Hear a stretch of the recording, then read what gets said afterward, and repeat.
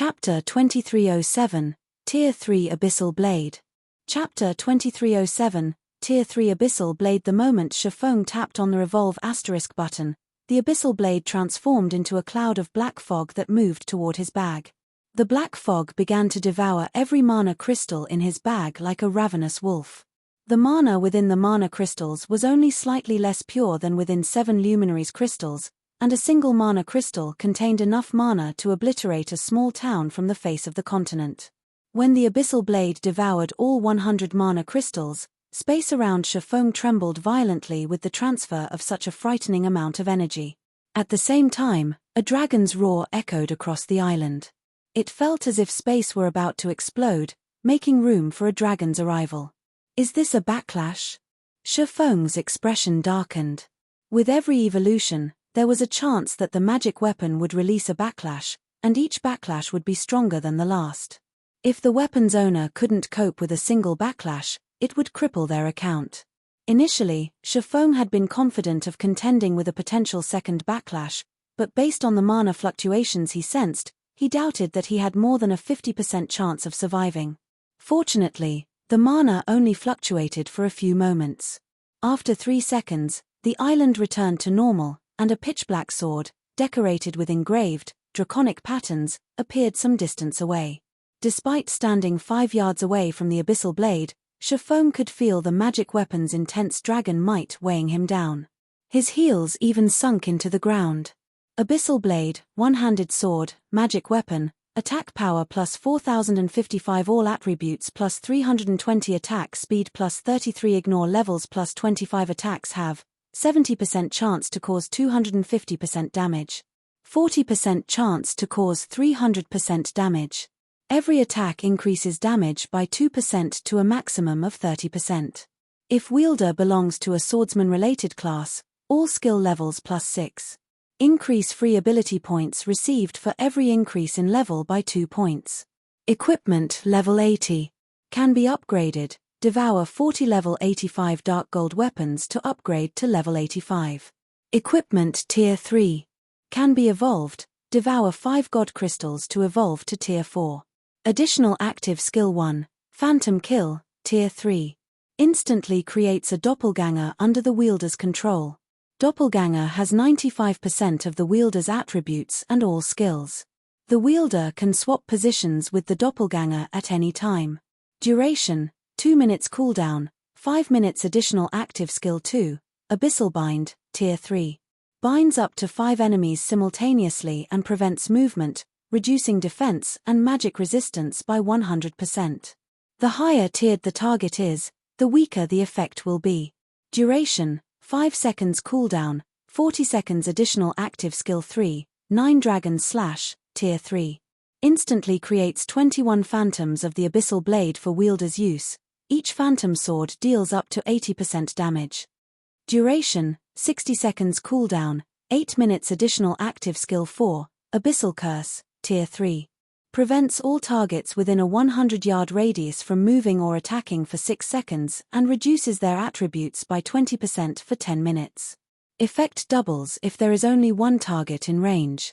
Cooldown, 30 minutes. Additional active skill 5, Dragon Soul, Tier 3. Grants a doppelganger a dragon soul, transforming it into a black dragon. The transformed doppelganger will have the same life rating as a black dragon and can use the skill Dragon Breath. Duration, 5 minutes cooldown, 24 hours. Additional passive skill, Abyssal Will. Improves wielder's physique depending on the surrounding mana density. The higher the mana density, the greater the improvement. Additional profound inheritance, Black Emperor, Tier 3. When activated, every critical hit will accumulate 1 stack of death aura. Each stack can be used to increase all attributes by 4% and attack speed and movement speed by 3% for 12 seconds, or to reduce the cooldown of a skill by 5 seconds. Maximum of 27 stacks of death aura. Duration, 10 minutes cooldown, 6 hours. The famed smith Ulysses personally created the abyssal blade using the Black Dragon King's fangs as material. It is one of 36 famed swords, ranking 31st. However, the Black Dragon King himself has cursed this sword. Beyond the immense strength the blade offers, the the wielder must face a backlash after a certain amount of time. However, after Jack had remodeled the abyssal blade with a star crystal, the strength of the backlash has been reduced greatly. If the wielder is unable to suppress the backlash, the wielder will receive the Black Dragon King's curse, permanently reducing all attributes by 50%. Unable to be dropped. Unable to be traded. Unable to be destroyed. So powerful. Shifeng was stunned when he saw the evolved Abyssal Blade's attribute panel. The Abyssal Blade's attributes might not compare to the Twilight Bad and Killing Ray quite yet, but its attributes could rival that of a top-tier level 85 epic weapon, despite being only a level 80 magic weapon. However, the improved attributes weren't the most shocking aspect. The Abyssal Blade's skills had drastically improved now that it was a tier 3 weapon. Now, it was the perfect weapon to use against groups. Not even an ordinary fragmented legendary weapon would be its match in this regard. Seeing the tier 3 Abyssal Blade, Shifeng couldn't even imagine how much it would improve once it reached tier 4. Of course, evolving the magic weapon further would be immensely more difficult than it had been thus far, requiring god crystals, and 5 of them, at that. One could only rely on luck to find god crystals, which were even rarer and more difficult to locate than epic weapons. Shifeng then unequipped Killing Ray, replacing it with the Abyssal Blade. So, this is the Abyssal Blade's power after another evolution? As he equipped the magic weapon, Shifeng was astounded. His attack power and basic attributes might have decreased, but he was more compatible with the Abyssal Blade than he was with Killing Ray. The weapon felt like an extension of his body in his hand, and it was now unimaginably sharp. In its current state, the Abyssal Blade could easily slice through a level 100+ Great Lord scales. Moreover, the magic weapon's effects had substantially improved, and he could feel his physique growing considerably stronger. Despite replacing Killing Ray with a lower-leveled weapon, his overall combat power hadn't decreased in the slightest. Rather, it had risen. After taking a moment to familiarize himself with the upgraded Abyssal Blade, Shifeng shifted his attention to the graves within the inner region. The goal of his promotion quest was to locate the Lost Blade Saint Legacy.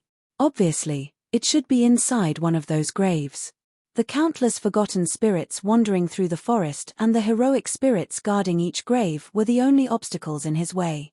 A few minutes ago, Shifeng had been helpless against the wandering forgotten spirits, but now that he had the tier 3 Abyssal Blade, defeating the undead wouldn't be a problem.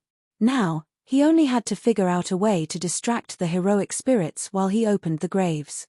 Unfortunately, since he didn't know which grave contained the legacy, he decided to challenge heroic spirit guarding the nearest and smallest grave. The instant Shifeng crossed through the translucent barrier, the undead roaming near the chosen grave sensed Shifeng's aura and charged toward him. Although the forgotten spirits didn't have very high intellect, even a peak expert would have to flee if several dozen attacked together. Go! Shifeng immediately activated 9 Dragons Slash. Like a group of experts, the 21 Abyssal Blade Phantoms flew forth to open a path for Shifeng. Although each phantom only possessed 90% of Shifeng's strength, the attribute was just as high as an actual level 100, tier 3 players. As a result, the Abyssal Blade Phantoms effortlessly suppressed the approaching forgotten spirits. With one exchange, the phantoms shoved aside the several dozen undead, allowing Shifeng to reach the small grave. This is a resting place for the dead. The living have no place here, the spear-wielding tier 3 heroic spirit guarding the grave bellowed as he thrust his spear at Shifeng.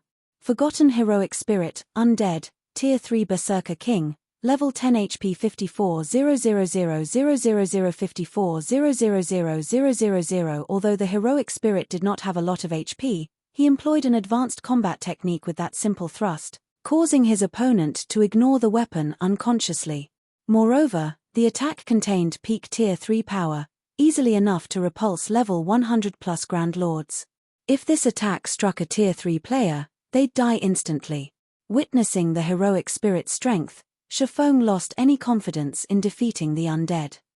Fortunately, he didn't actually plan to fight the heroic spirit. Shifeng responded to the attack by using Phantom Kill, sending his doppelganger forward while activating Defensive Blade to block the strike. Shifeng then rushed toward the grave. The moment Shifeng touched the grave, a prompt window appeared before him. System: do you wish to activate the grave and absorb a portion of the grave owner's legacy? Ecstatic, Shifeng activated the grave. However, a loading bar appeared the moment he did. Activating the grave would require a total of 8 seconds. When the heroic spirit sensed the grave's activation, he flew into a rage.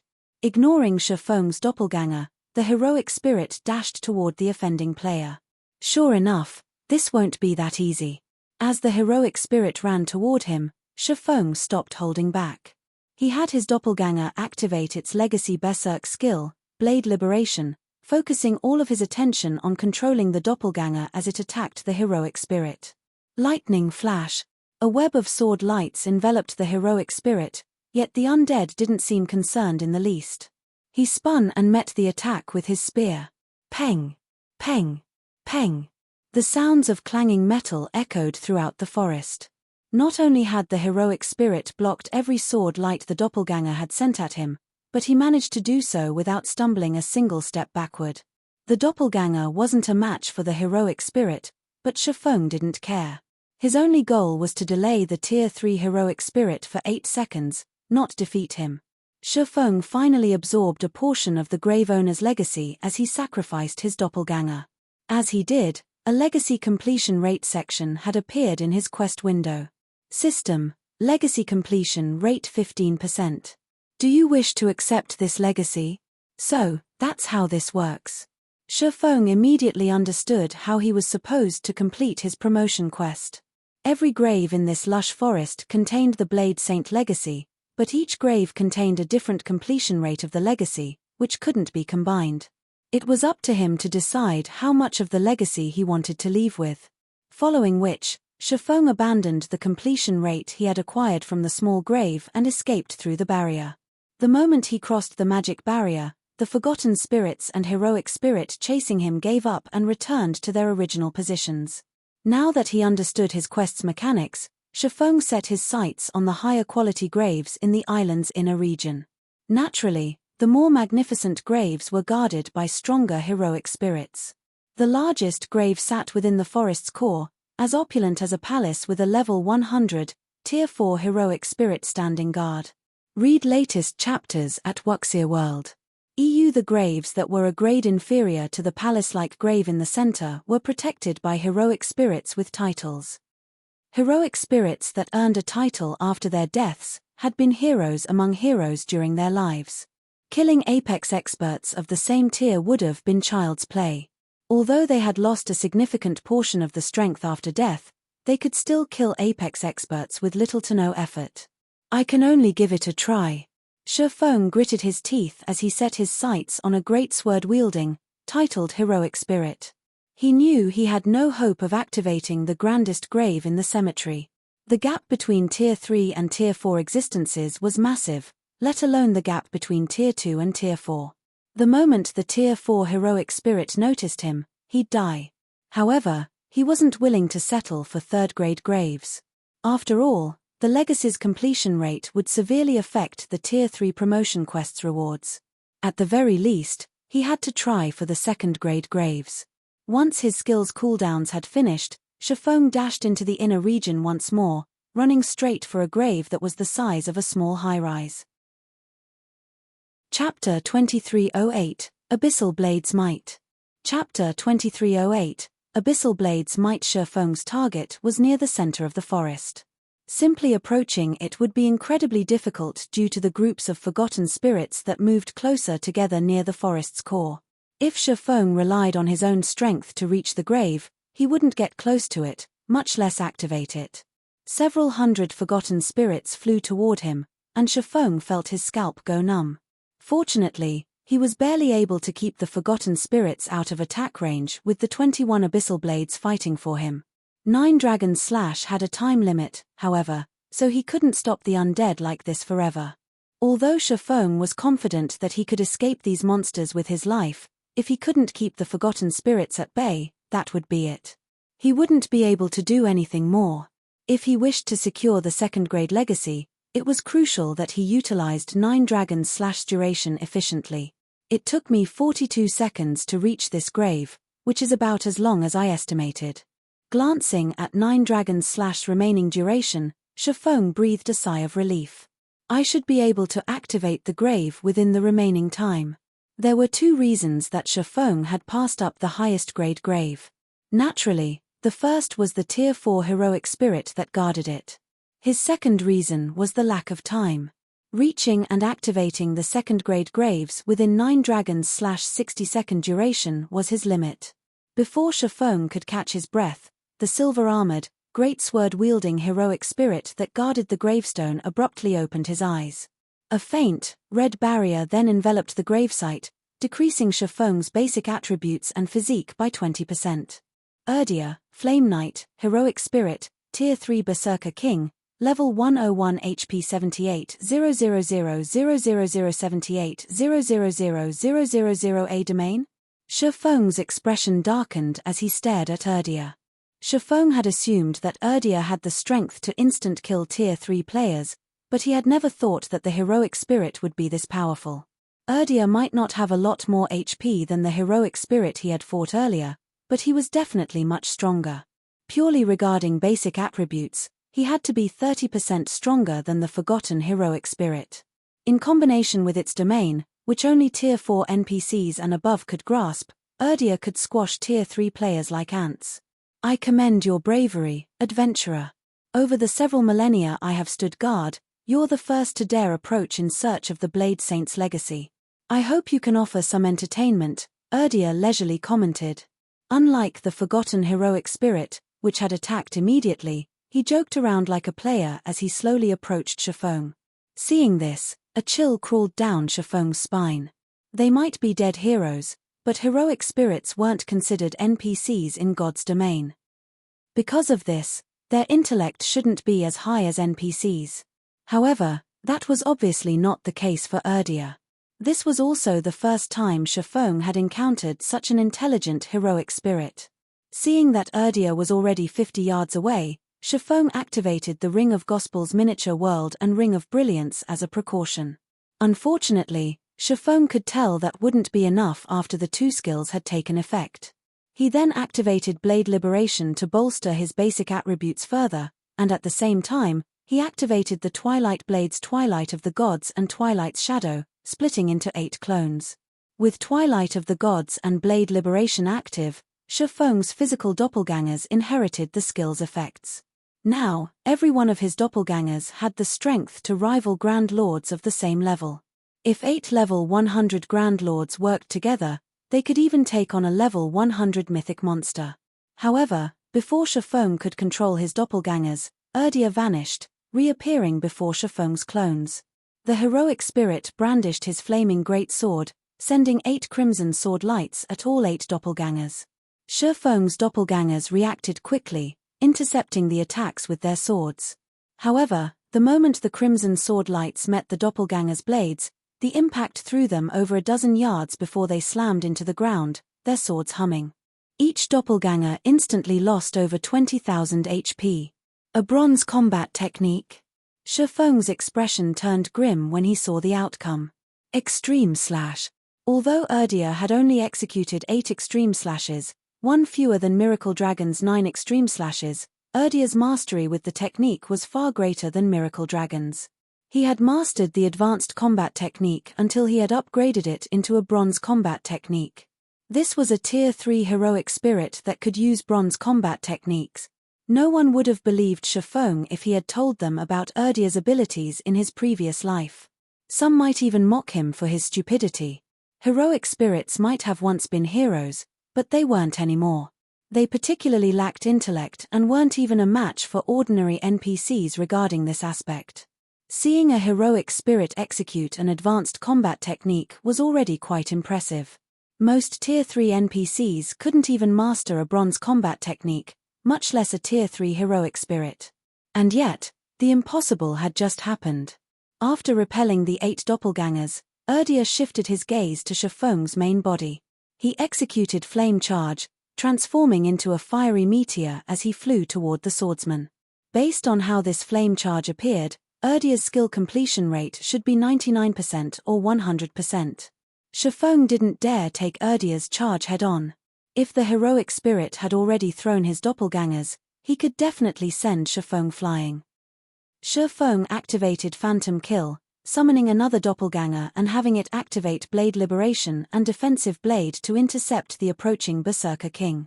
If he died during his Tier 3 promotion quest, he'd have to wait a long time before he could challenge it again. It was a risk he wasn't willing to take. However, the moment Shifeng's doppelganger activated Defensive Blade, Erdia cancelled his flame charge and thrust his flaming greatsword into the ground. Dozens of fiery blades rose from the dirt, flying toward the doppelganger. Tier 3 skill, Storm Garrote. Defensive Blade's block counts were exhausted in an instant. Seeing this, Shifeng had no choice but to focus most of his attention on his doppelganger and executed Sword's Orbit. When the galaxy of stars and the flaming blades met, both attacks shattered. Although the doppelganger had successfully blocked the attacks, it had been forced to stumble over a dozen steps backward. Moreover, each attack had devoured nearly 10,000 of the doppelganger's HP. With just one skill, Erdia had dealt over -200,000 damage. As they kept the forgotten spirits away from the gravesite, the Abyssal Blade Phantom's duration continued to decrease, and Shifeng's doppelganger couldn't keep Erdia distracted. It began to make Shifeng even more nervous.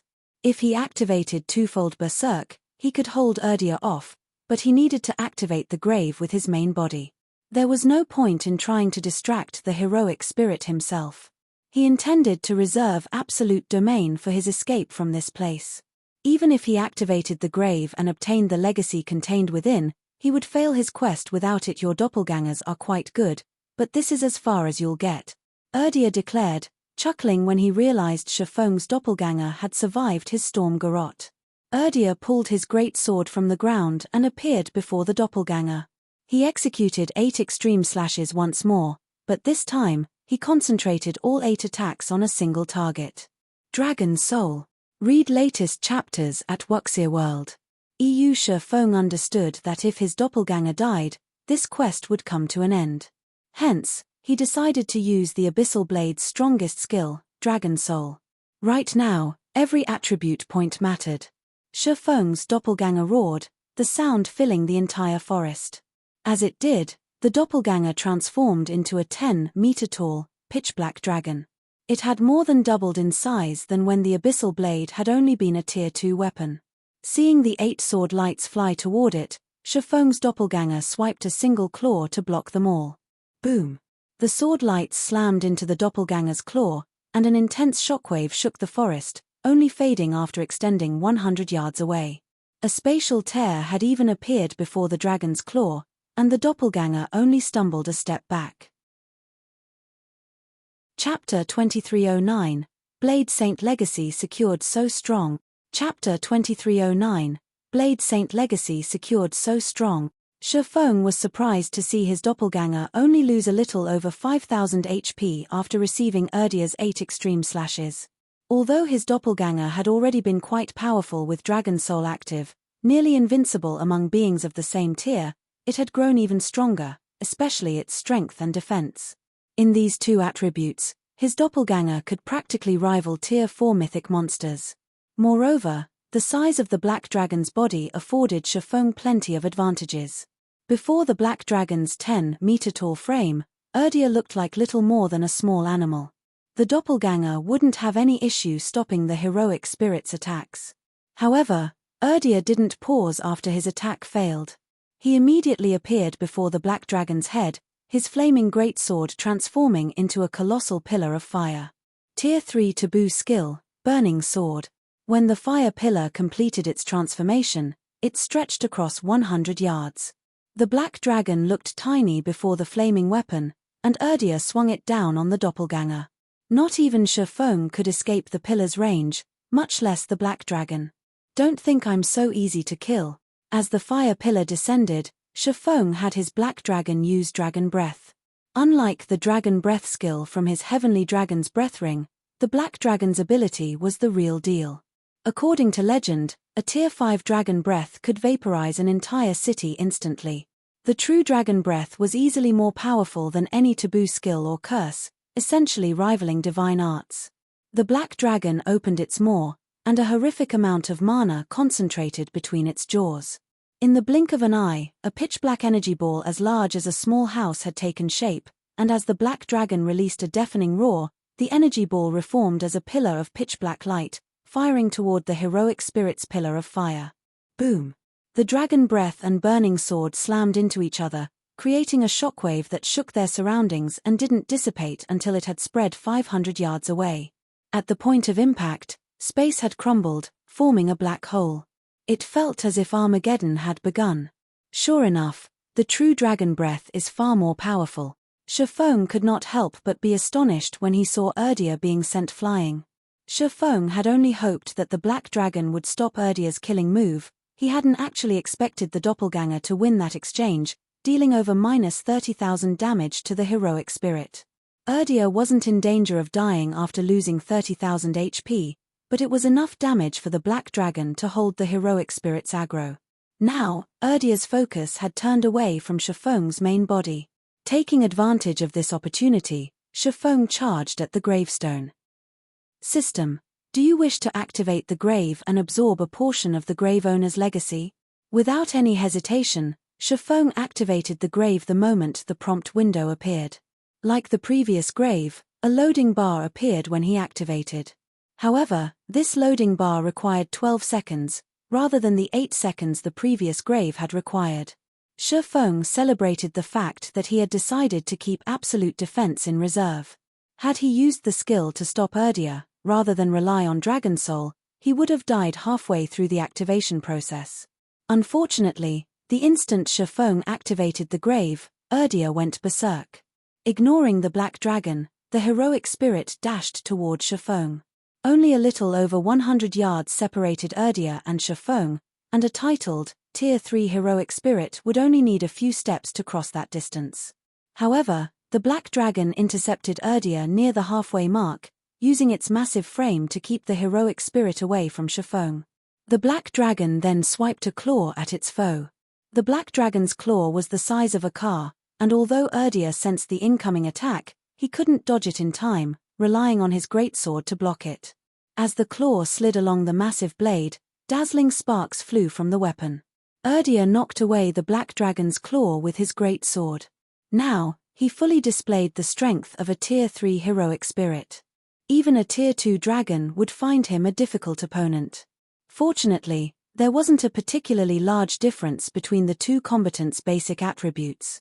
Although the heroic spirit had knocked away the black dragon's claw, the dragon steadily remained in its original position. It had only taken a little over -2,000 damage from the clash. The black dragon had tens of millions of HP, so this amount of damage was nothing. Realizing this, Erdia stopped relying on brute force to break past the black dragon. Instead, he executed a combat technique, transforming into 7 phantoms that charged at Shifeng's main body. Advanced combat technique, flowing shadow. The 7 phantoms looked and felt exactly the same, not even Shifeng could tell the difference. But he wasn't ready to give up just yet. In response, he executed lightning slash through his black dragon. As a bronze combat technique, Shifeng even had trouble executing lightning flash with his main body, not to mention with a doppelganger, but the black dragon's physique was far superior to his, so Shifeng barely managed to pull it off. 14 claw strikes then plowed into the 7 phantoms. Peng! Peng! Peng! Metallic clangs echoed through the cemetery as Erdia blocked all 14 strikes. The black dragon lost over 30,000 HP and stumbled a step back, but it had achieved its goal and stopped Erdia's advance. Only, Shifeng had paled from the effort of executing lightning flash with the black dragon. It consumed so much concentration. Shifeng could feel a wave of exhaustion wash over him. He had expended significantly more concentration when executing the bronze combat technique through the black dragon than when he used the technique himself. Of course, Erdia hadn't given up. He executed flowing shadow again, trying to reach Shifeng. With no other options, Shifeng continued to rely on lightning flash to stop Erdia. 2 times. 3 times. 4 times. Every time Shifeng executed lightning flash, a considerable portion of his concentration slipped away. By the time he executed the technique for the 6th time, he felt mentally lethargic. However, He still needed 5 more seconds to complete the activation process. By the time Shifeng executed Lightning Flash a 9th time, his complexion was as white as paper. He felt a stinging pain in his head, and the world seemed to spin around him. Now, he couldn't even control the abyssal blade phantoms to stop the swarming undead. A large number of forgotten spirits flew toward Shifeng, and Erdia circled the black dragon, appearing before Shifeng's main body. The heroic spirit swung his flaming greatsword down on the swordsman. 8 extreme slashes. Read latest chapters at Wuxia World. EU8 massive sword lights appeared and threatened to devour Shifeng completely. When the 8 sword lights were only an inch away from him, Shifeng gritted his teeth and activated Absolute Domain. Golden, divine runes immediately began to appear on his body. As the 8 sword lights crossed that final inch, they came to an abrupt halt against the divine runes, unable to touch Shifeng. With Absolute Domain's protection, neither Erdia nor the Forgotten Spirits could harm Shifeng. Needless to say, they couldn't stop Shifeng from activating the grave, either. System, legacy completion rate 85%. Do you wish to accept this legacy? Chapter 2310, Erdia vs. Anna. Chapter 2310, Erdia vs. Anna. As soon as he saw the system notification, Shifeng accepted the legacy. He didn't know how good a legacy with an 85% completion rate would be, but it was undoubtedly better than the 15% legacy he had found earlier. After Shifeng accepted the legacy, countless divine runes began to flow from the grave toward him, forming a glowing imprint on the back of his hand. Suddenly, Shifeng bore the mark of a purple-gold sword. The moment the mark formed, Erdia descended into madness.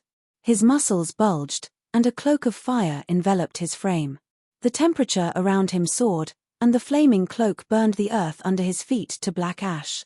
If Shifeng hadn't activated Absolute Domain, he'd likely lose astonishing amounts of HP due to his proximity to the heroic spirit. With Erdia going into full berserk mode and his Absolute Domain's duration almost up, Shifeng switched the 7 Luminaries' Rings Aura of Earth to the Aura of Wind and activated Gale Domain to make a hasty retreat. While all forms of teleportation were prohibited in the Voidland's inner area, flying, fortunately, was not. Gale Domain was Shifeng's only hope of escaping from the inner area. Without it, he wouldn't have any chance of leaving the inner region even if he had the legacy. He no longer had 9 Dragon's Slash to rely on, and he had a titled, Tier 3 heroic spirit after him.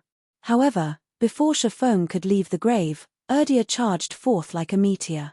The heroic spirit was so fast that not even the black dragon could stop him in time. Boom! Erdia crashed into Shifeng, and the golden, divine runes that protected him actually trembled.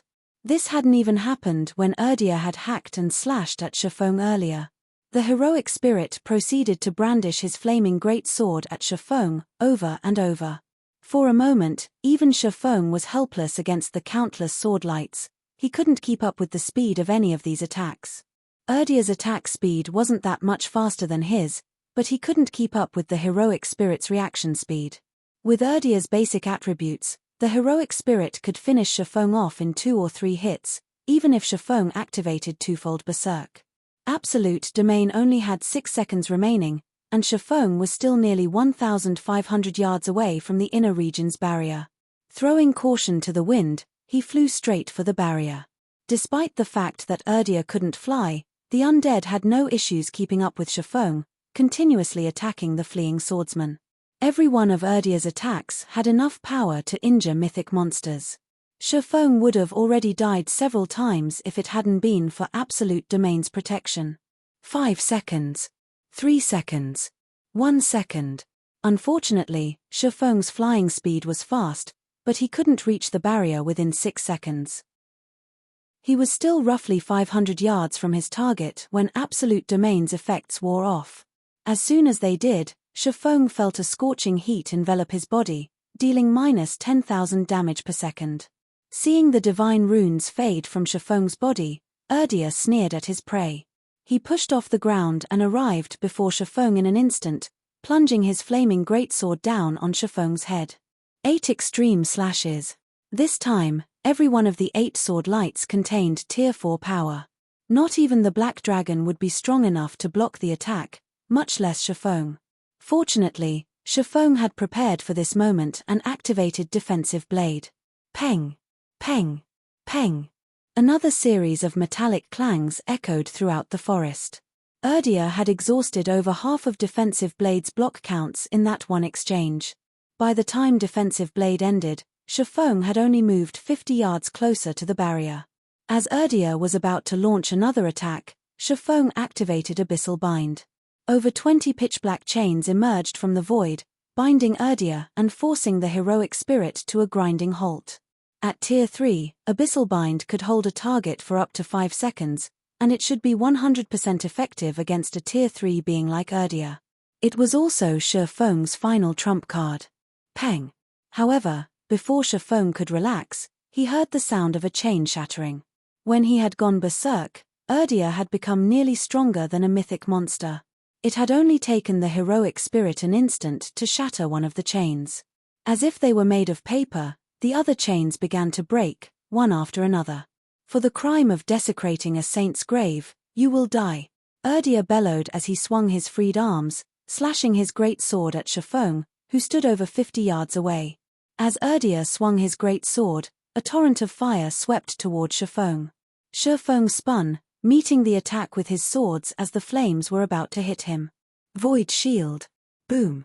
The Void Shield, which had 10 times Shifeng's maximum HP, nearly shattered as a result of the attack, and the impact threw Shifeng backward over 30 yards. What a frightening move! Shifeng silently celebrated when he saw that his Void Shield had only cracked. If he hadn't responded appropriately, that attack would have killed him. Erdia was far more powerful than Shifeng had imagined. Had he allowed his strength and greed to blind him, challenging the largest grave instead, he would have died the moment his absolute domain's duration ended. Meanwhile, thanks to Erdia's attack, Shifeng and the heroic spirit were now separated by 100 yards. Although Abyssal Bind wouldn't hold down Erdia for 5 seconds, it should be able to keep him in place for 2. Fortunately, as a Tier 3 heroic spirit, Erdia couldn't attack a target that was so far away. In the remaining 2 seconds, Shifeng widened the gap between him and his pursuer by more than 300 yards. Erdia's movement speed was much higher than Shifeng's, but during a chance, Erdia would need some time to get within attack range. Meanwhile, Shifeng continued to move closer to the barrier. 150 yards. 100 yards. 50 yards. When Erdia was less than 80 yards away from Shifeng and was about to bombard the fleeing swordsman once more, Shifeng finally slipped through the magic barrier. Enraged, Erdia sent another wave of fire at Shifeng, but this time, Shifeng retrieved a summon guard scroll and called forth Anna. As Anna appeared before him, Shifeng breathed a sigh of relief. Read latest chapters at Wuxia World. EU. He might not be a match for a titled, Tier 3 heroic spirit, but that wasn't the case for Anna. Anna was an epic guard with a 113-point growth potential. She might not rival an NPC hero of the same tier, but she wasn't far from it. She'd have no problems holding off Erdia. Calmly, Anna swung her staff and cast a spell in response to Erdia's fiery attack. A black-white, twofold magic array appeared before the personal guard. The moment Erdia's flames encountered the array, it looked like they had crashed into the side of a rocky mountain. No matter how much fire crashed into and burned the magic array, they didn't do any damage. All right, let's leave. With Erdia chasing after him, even after he had crossed the inner region's magic barrier, Shifeng immediately activated the Tier 2 group instantaneous teleportation scroll he had pulled from his bag earlier, leaving the island with Anna by his side. Chapter 2311, Mana Body Starmoon Kingdom, White River City. Chapter 2311, Mana Body Starmoon Kingdom, White River City. Once Shifeng and Anna had arrived in the Voidland's safe zone, he used a return scroll and teleported back to White River City. However, he nearly thought he had arrived at the wrong place when he emerged from the teleportation array. Many of the players in the teleportation hall had already reached level 90, and there were quite a few level 91 players among the crowd. Not even Dragonheart Island's experts should have reached this level yet. He had only been busy with his Tier 3 promotion quest for a few days. The effects of the planar passages opening early are so drastic. The open planar passages was the only explanation Shifeng could think of. The planar passages activation wouldn't just lead to new players on the main continent, it would also bring in an abundance of resources, including leveling resources. During Shifeng's previous life, the planar passages activation had triggered a leveling frenzy among the main continent's players, but it had been nothing compared to this. However, after giving the matter some more thought, Shifeng knew such a situation wasn't impossible. His presence in God's domain had already caused a significant butterfly effect, and players in this life leveled much faster than in the past.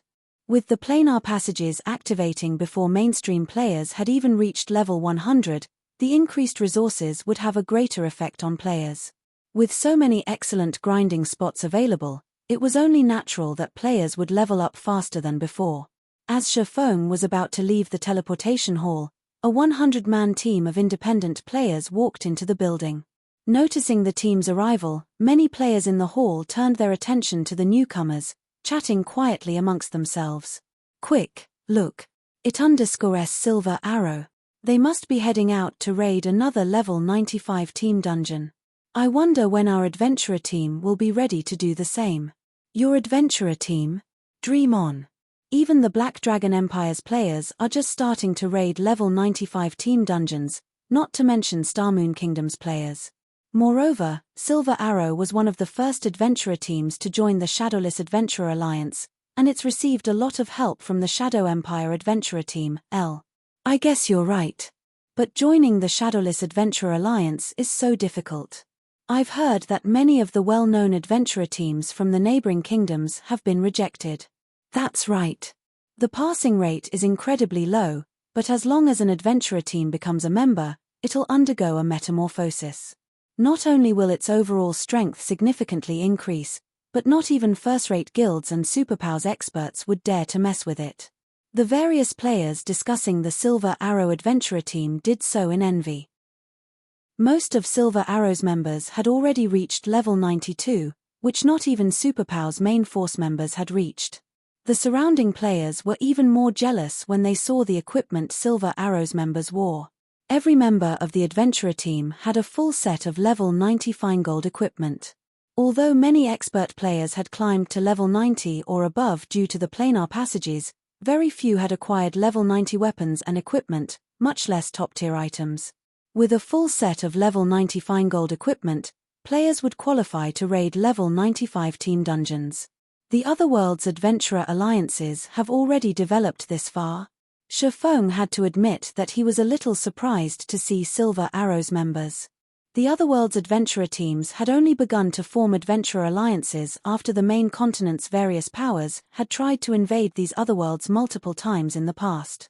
The adventurer alliances had then relied on independent players to contest for the level 100+ neutral maps on the main continent, at which point, many of the main continent's powers had begun to perish.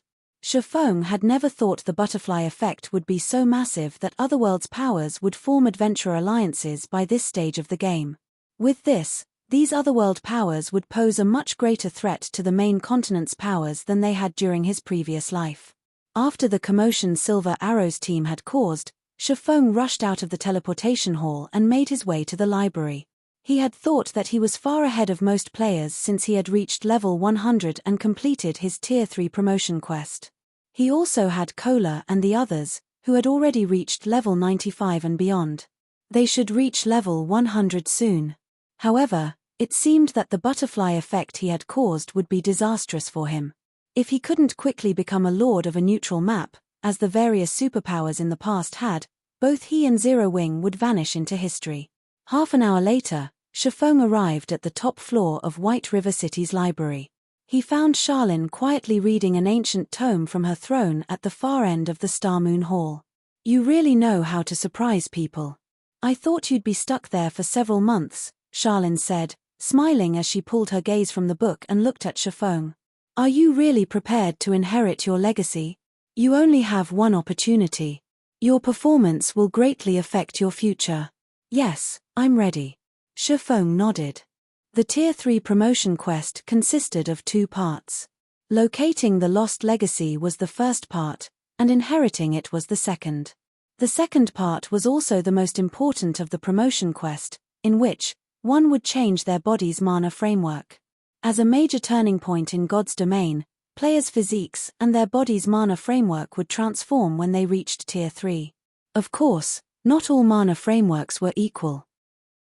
The difference in their strengths would even exist among players with ordinary Tier 3 classes. Players inherited a variety of legacies, and those with different mana frameworks would display varying levels of strength. However, these differences wouldn't display in a player's physique, but would affect the world's rules. For example, Tier 2 players could only survive for a short time in level 100+ neutral maps due to the area's environments, even if they just stood there and did nothing. In comparison, Tier 3 players could survive for a long time in a level 100+ neutral map due to their body's mana framework. The stronger a player's mana framework was, the greater their survivability would be in poor environments.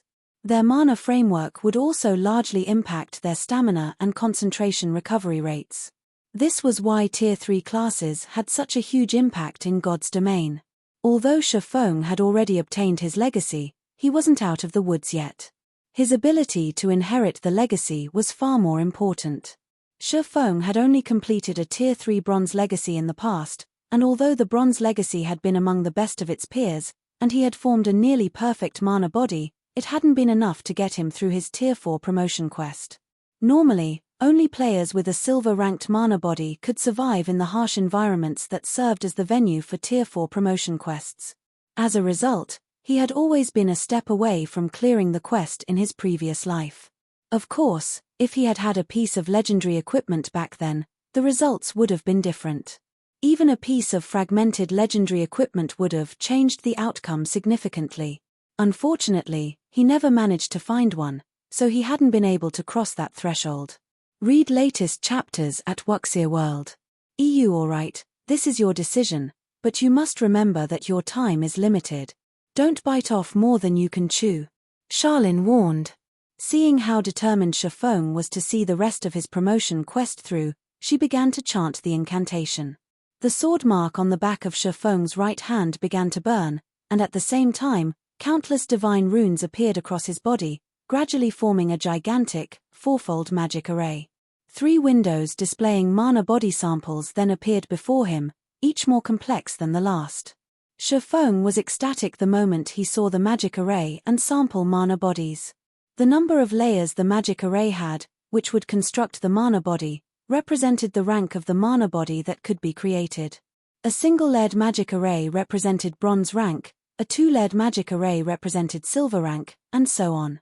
The mana body samples represented the complete mana body standard. The first sample represented the basic standard, the second represented the intermediate standard, and the third represented the advanced standard. However, the magic array that enveloped Shifeng now had 4 layers. He had never heard of a fourfold magic array creating a mana body before. Chapter 2312, Advanced Epic. Chapter 2312, Advanced Epic. Once Charlene had formed the magic array, a series of system notification rang in Shifeng's ears. System, congratulations on completing your Tier 3 promotion quest and obtaining the Blade Saint Legacy. Legacy completion rate 85%. Advanced Epic Legacy received. You have 4 hours to construct your mana body. System, congratulations on being the first player to complete the Tier 3 promotion quest. You will have 1 additional hour to construct your mana body. Epic rank. Shifeng was stunned when he read the system notifications. The highest rank mana body he had heard of during his previous life had only been gold rank, and only 1 out of every 10,000 experts had earned a gold-ranked mana body during their Tier 3 promotion quests.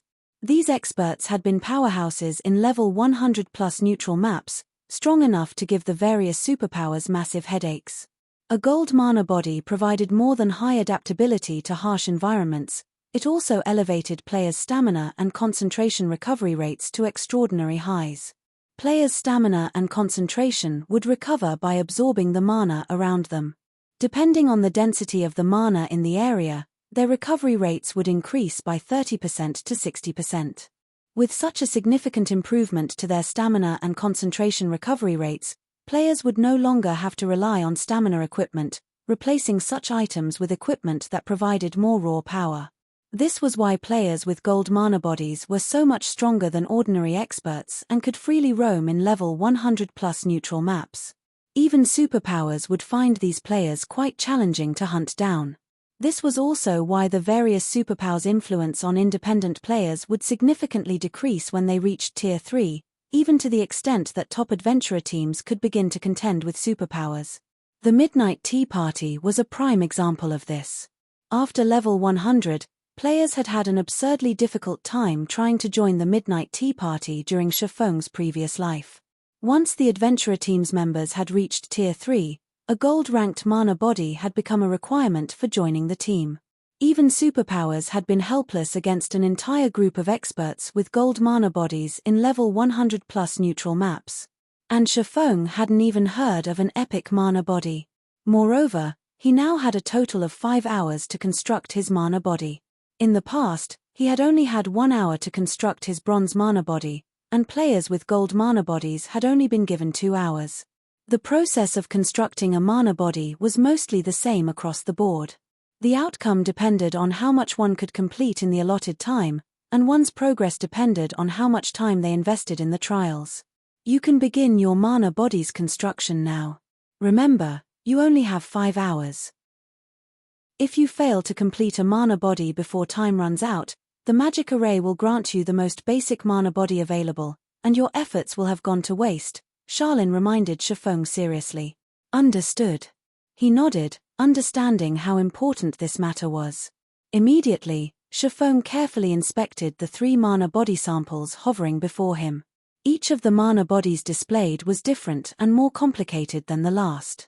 The simplest of the 3 was several times more complex than the Peak Bronze Legacy's mana body he had obtained in the past. Not only did these samples involve magic arrays, but they also required divine runes and refined mana manipulation. Any ordinary player might be able to copy the mana body samples blindly, but their completion rate wouldn't be high.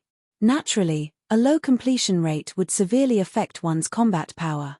A player's mana body would affect their control with their skills and spells in the future.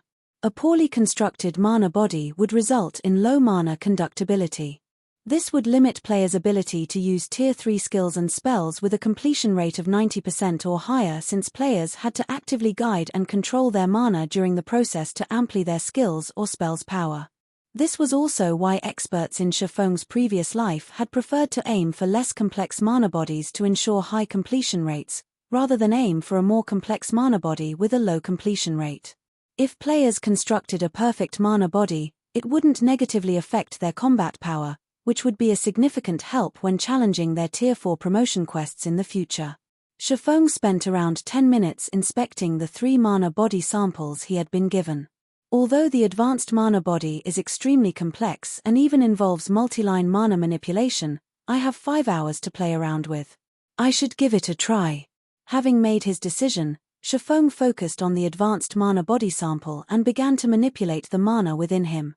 There might not be a huge difference between an intermediate mana body's environmental adaptability and that of an advanced mana body, but the difference between the 2 options' recovery rates and defense was massive.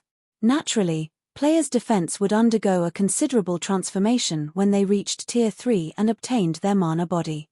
Their toughness as a Tier 2 player couldn't even compare. With a mana body, a layer of protective mana would envelop their frame, making them less prone to physical injury, which would reduce their combat power from ordinary attacks. Naturally, the higher the mana body's rank was, the stronger this protective layer would be. It would also help players recover from physical injuries much faster. Time flew by. After nearly 20 minutes, Shifeng had finally finished constructing his first mana body. Shifeng could feel himself grow much stronger the instant he completed his mana body. Now, the surrounding mana actively flowed into him, giving him a mentally refreshed feeling. System: mana body constructed. Completion rate 64%. Do you wish to keep this mana body? I barely passed. Sure enough, the advanced mana body isn't easy to construct. Shifeng gave the completion rate a bitter smile. But to think that this mana body is so powerful despite a 64% completion rate, an epic mana body is really amazing. Normally, a mana body with a 60% completion rate was only considered passable. If one failed to achieve a passing completion rate in the designated time, they'd be stuck with the default mana body. With the default option, achieving a 90% completion rate with Tier 3 skills and spells would be practically impossible. Players typically needed a 75% completion rate mana body to ensure their skills and spells would remain unaffected. In the past, Shifeng had constructed his bronze mana body with a 95% completion rate. At that standard, a direct hit from a mysterious iron weapon had, at most, left a small scratch, hardly affecting his combat power. However, he didn't have much hope of achieving a 95% completion rate with his mana body in this life. An epic mana body was simply too complex. His only goal was to get an 80% completion rate to avoid any negative effects to his combat power. Even with an 80% completion rate with an epic mana body, only secret silver weapons and better would be capable of physically injuring him. Shifeng then started his second attempt. After the first attempt, he chose not to focus on speed. Rather, he took great care, slowly constructing the mana body. After more than half an hour, Shifeng had ended up with a 72% completion rate, just short of the 75% threshold. Shifeng invested a full hour for his third attempt, but he had only earned a 74% completion rate. What am I missing? He began to grow frustrated as he examined the advanced mana body sample again. He had already spent nearly half of his allotted time, yet he hadn't constructed an adequate advanced mana body. If he continued to waste time, he wouldn't even have enough time to attempt the intermediate mana body's construction. He had performed every step with great precision, yet he still only achieved a 74% completion rate. During his previous life, he hadn't been anywhere near the refinement realm standard, yet he had still managed a 95% completion rate with his mana body. However, even as a domain realm expert, he had only reached a 74% completion rate. It was unbelievable. No, that's not right. Shifeng suddenly snapped out of his daze. My mana manipulation hadn't been nearly as refined as it is now. I had glossed over some of the construction processes then, yet I still earned a 95% completion rate. This mana body sample is far more complex, but with my current standards, it shouldn't be this hard to achieve the same results. Read latest chapters at Wuxia World. EU is my thirst for perfection having the opposite effect. Thinking up to this point, Shifeng began another attempt. This time, instead of trying to perfect all aspects of the construction process, he focused on certain parts, while glossing over the rest. This time, he completed the mana body in less than half an hour. The instant he completed his mana body, his 5 senses underwent a qualitative transformation. His affinity with the ambient mana skyrocketed. System, mana body constructed. Completion rate 91%. Do you wish to keep this mana body? Chapter 23:13, Prototype Domain I Succeeded. Chapter 23:13, Prototype Domain I Succeeded. Shifeng was momentarily stunned when he heard the system notification. He had never considered that he'd achieve a 91% completion rate. An epic mana body was many times more complex than a bronze-ranked version, and even achieving a 90% with a silver mana body was immensely difficult. There were very few players in God's domain that were capable of achieving a 90% completion rate with a gold mana body. As far as Shifeng could remember, the player with the highest completion rate gold mana body had been Alice, the Witch of the West, in the past. She had managed to secure a peak gold mana body with a 98% completion rate. Of course, Alice was extraordinarily talented, which was why she had obtained such a high completion rate. Her manipulation of mana was simply godlike. Not even veteran domain realm experts could match her. Thanks to her powerful mana body, she had remained at the peak of God's domain even after becoming a Tier 6 mage god. The higher a mana body's completion rate, the more frighteningly powerful the mana body would be, especially for high-ranked mana bodies. Mana bodies might not provide any bonus basic attributes, but they offered significant increases to stamina and concentration recovery, defense, and self-healing capabilities. A gold mana body with a 98% completion rate could even reinforce players' control over their mana, allowing them to exhibit greater power with their skills and spells. Because of this, Alice had undergone a qualitative transformation after reaching Tier 3. Her mana manipulation had already been impressive, and after receiving the boons from her mana body, she had been able to achieve a 100% completion rate with practically all of her Tier 3 spells. Most peak experts had only been able to maintain a 90% completion rate with their Tier 3 spells after arduous training, yet Alice managed to level out at 100% in a very short time. After reaching a 90% completion rate with a Tier 3 spell, every additional percentage would significantly increase the spell's power. At 100% completion rate, a player's Tier 3 spell could even contend with the spells Tier 3 heroes used. It was easy to imagine how devastating these spells would be against players. Although Shifeng hadn't achieved a 98% completion rate, earning a 91% was beyond his expectations. "I'll keep it." Snapping out of his daze, Shifeng promptly chose to keep his current mana body. There was no save option when constructing a mana body. If players gave up on a construction attempt, they'd have to start over. Hence, players had to have a clear goal in mind when constructing their mana body. Once they'd reached that goal, it would be wise to accept the mana body and avoid any further attempts. If one continued to seek a better outcome, they'd eventually run out of time and lose everything. Shifeng had seen many players make that mistake in his previous life. The endless pursuit of perfection was the reason that many expert players had been forced to delete their accounts and begin again. While players could set up a stronger foundation by starting a new account, they'd also lose out on many opportunities. Others would have already explored the low-level maps, leaving little for new players.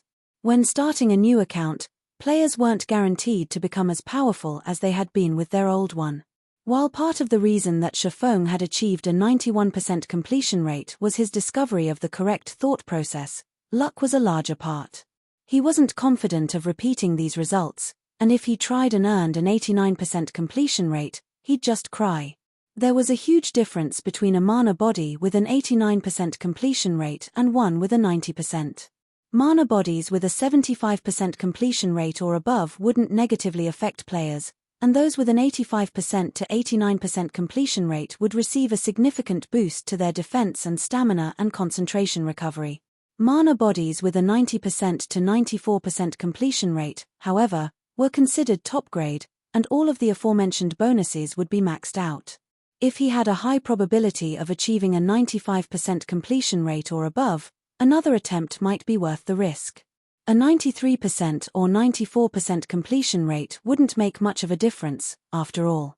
However, he'd be ruined if he earned a completion rate below 90%. After Shifeng accepted the mana body, the magic array around him flashed with a blinding light, and a horrific amount of mana gathered rapidly before flowing into him. As the torrent of mana filled him, Shifeng felt like his body had been set on fire. The burning sensation was far more intense than it had been with his peak bronze mana body. But as his advanced epic mana body began to take shape, Shifeng's perception of the world around him grew sharper. After 6 seconds, magic circuits began to surface across Shifeng's body, and the ambient mana steadily gathered within him. Although the magic circuits faded away 2 seconds later, the mana didn't stop flowing into him. System, congratulations! You have become a Tier 3 Blade Saint and obtained an advanced epic mana body. All basic attributes plus 400, all resistance plus 80, attack power and attack speed increased by 30%, all basic attributes increased by 60%, and physique increased by 70%. Rewarding 80 legacy skill points. Finally, I got my body back. Shifeng was ecstatic as he felt the new changes. Tier 3. He had spent nearly a decade as a Tier 3 player during his previous life, so he was most familiar with this tier. Now that he had recovered to his peak, he could finally exhibit his true combat power. While Shifeng basked in the familiar strength, he noticed that his perception had become drastically sharper than before. He could even sense the flow of mana in the air. A prototype domain? The sensation astonished Shifeng. Is this an advanced epic mana body's ability? Previously, He'd only been able to perceive such details within a 30-yard radius around him by relying on his 5 senses. Now, however, his perception had extended to 50 yards away. Moreover, he felt like an absolute overlord within the 50-yard radius. Of course, he didn't actually have control over this area. He only had rudimentary control of the ambient mana. Even so, this was a prototype domain. A domain operated on the principle of controlling the mana in a specific area to create a miniature world that favored the player. Although he couldn't suppress his enemies with a prototype domain, he could manipulate the ambient mana and reduce the mana density where his enemies stood. The decreased density wouldn't affect players' basic attributes, but it would impact their concentration in battle. Such an ability would definitely grant him an edge in combat.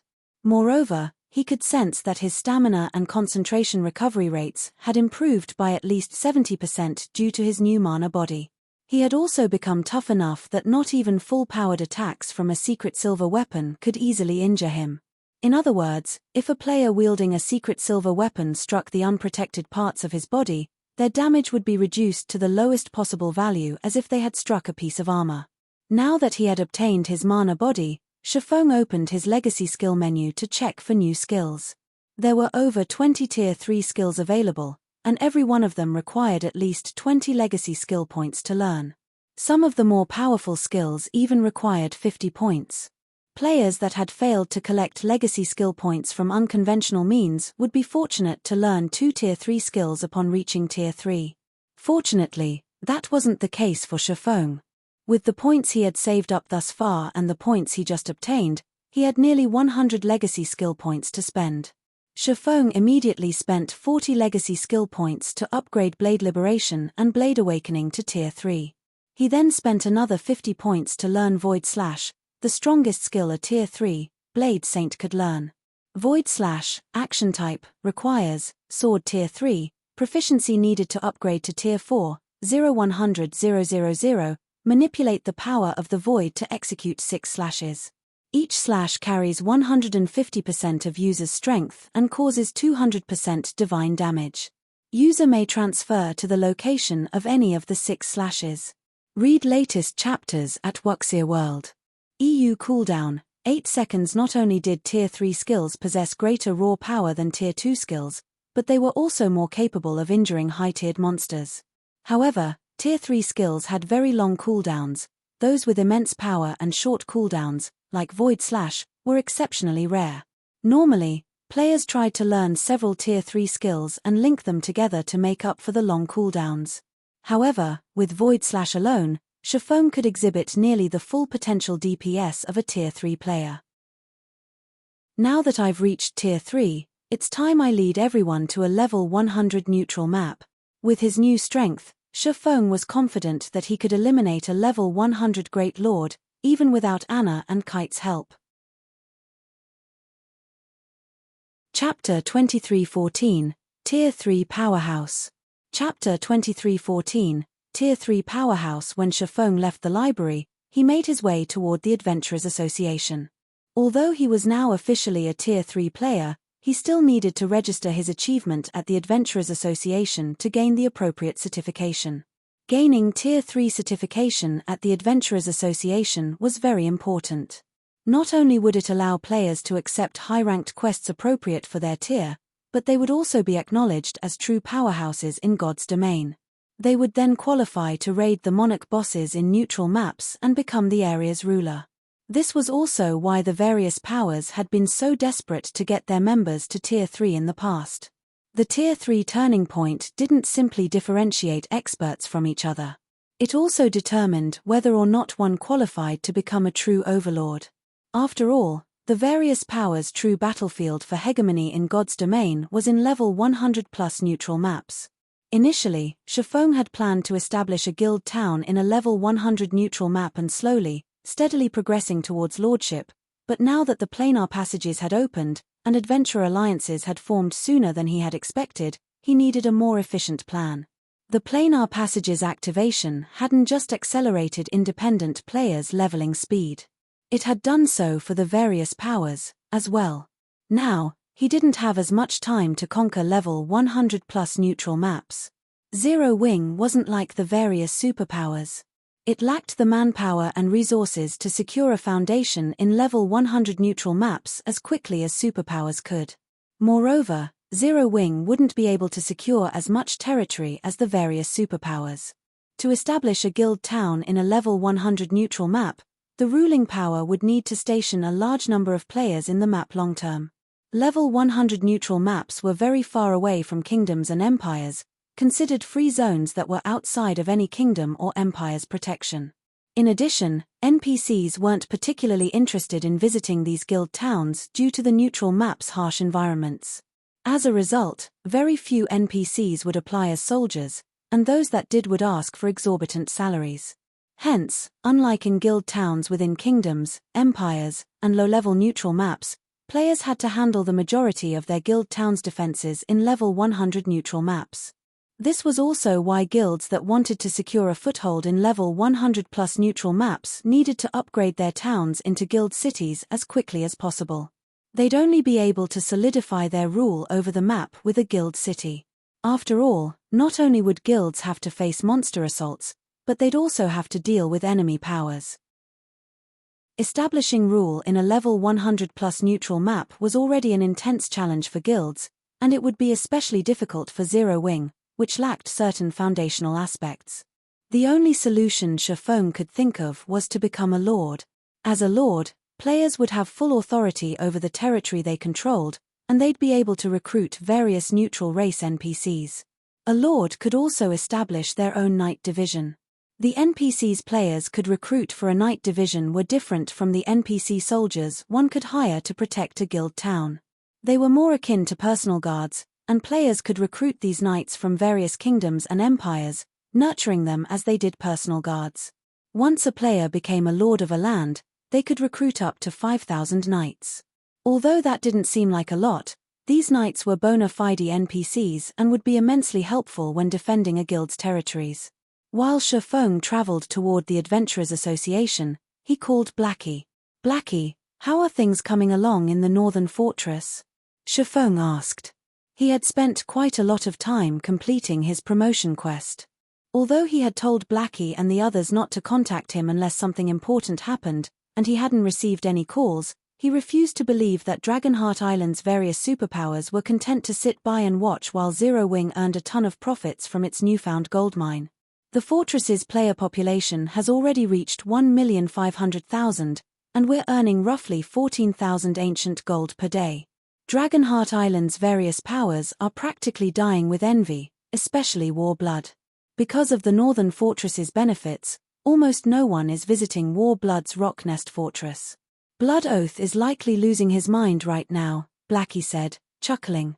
Also, as per your instructions, I purchased a plot of land near the World Tower a few days ago, and I bought a guild residence in Dragonheart City's inner area, so our guild has a temporary resting point in the city.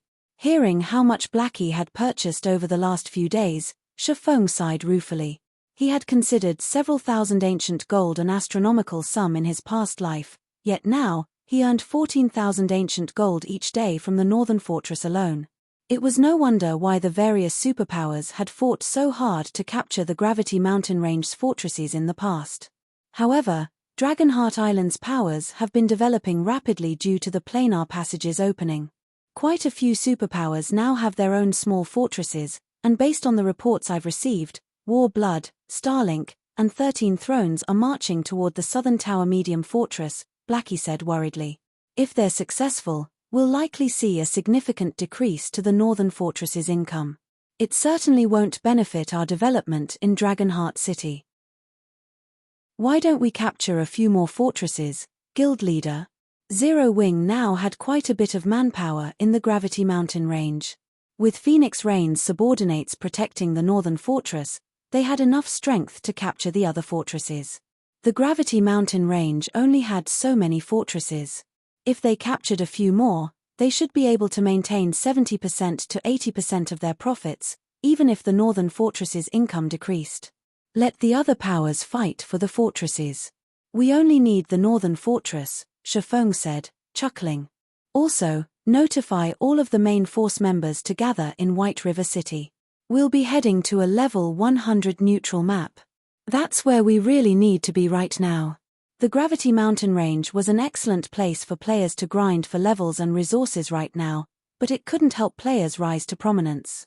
A level 100 neutral map. Blackie's eyes glowed when he heard Shifeng's plan. All right. I'll notify them right away. The Gravity Mountain Range had bountiful resources, but it paled in comparison to unexplored level 100 neutral maps. Moreover, Zero Wing's main force members would benefit more from grinding in level 100 neutral maps at their levels than they would from grinding in the Gravity Mountain Range.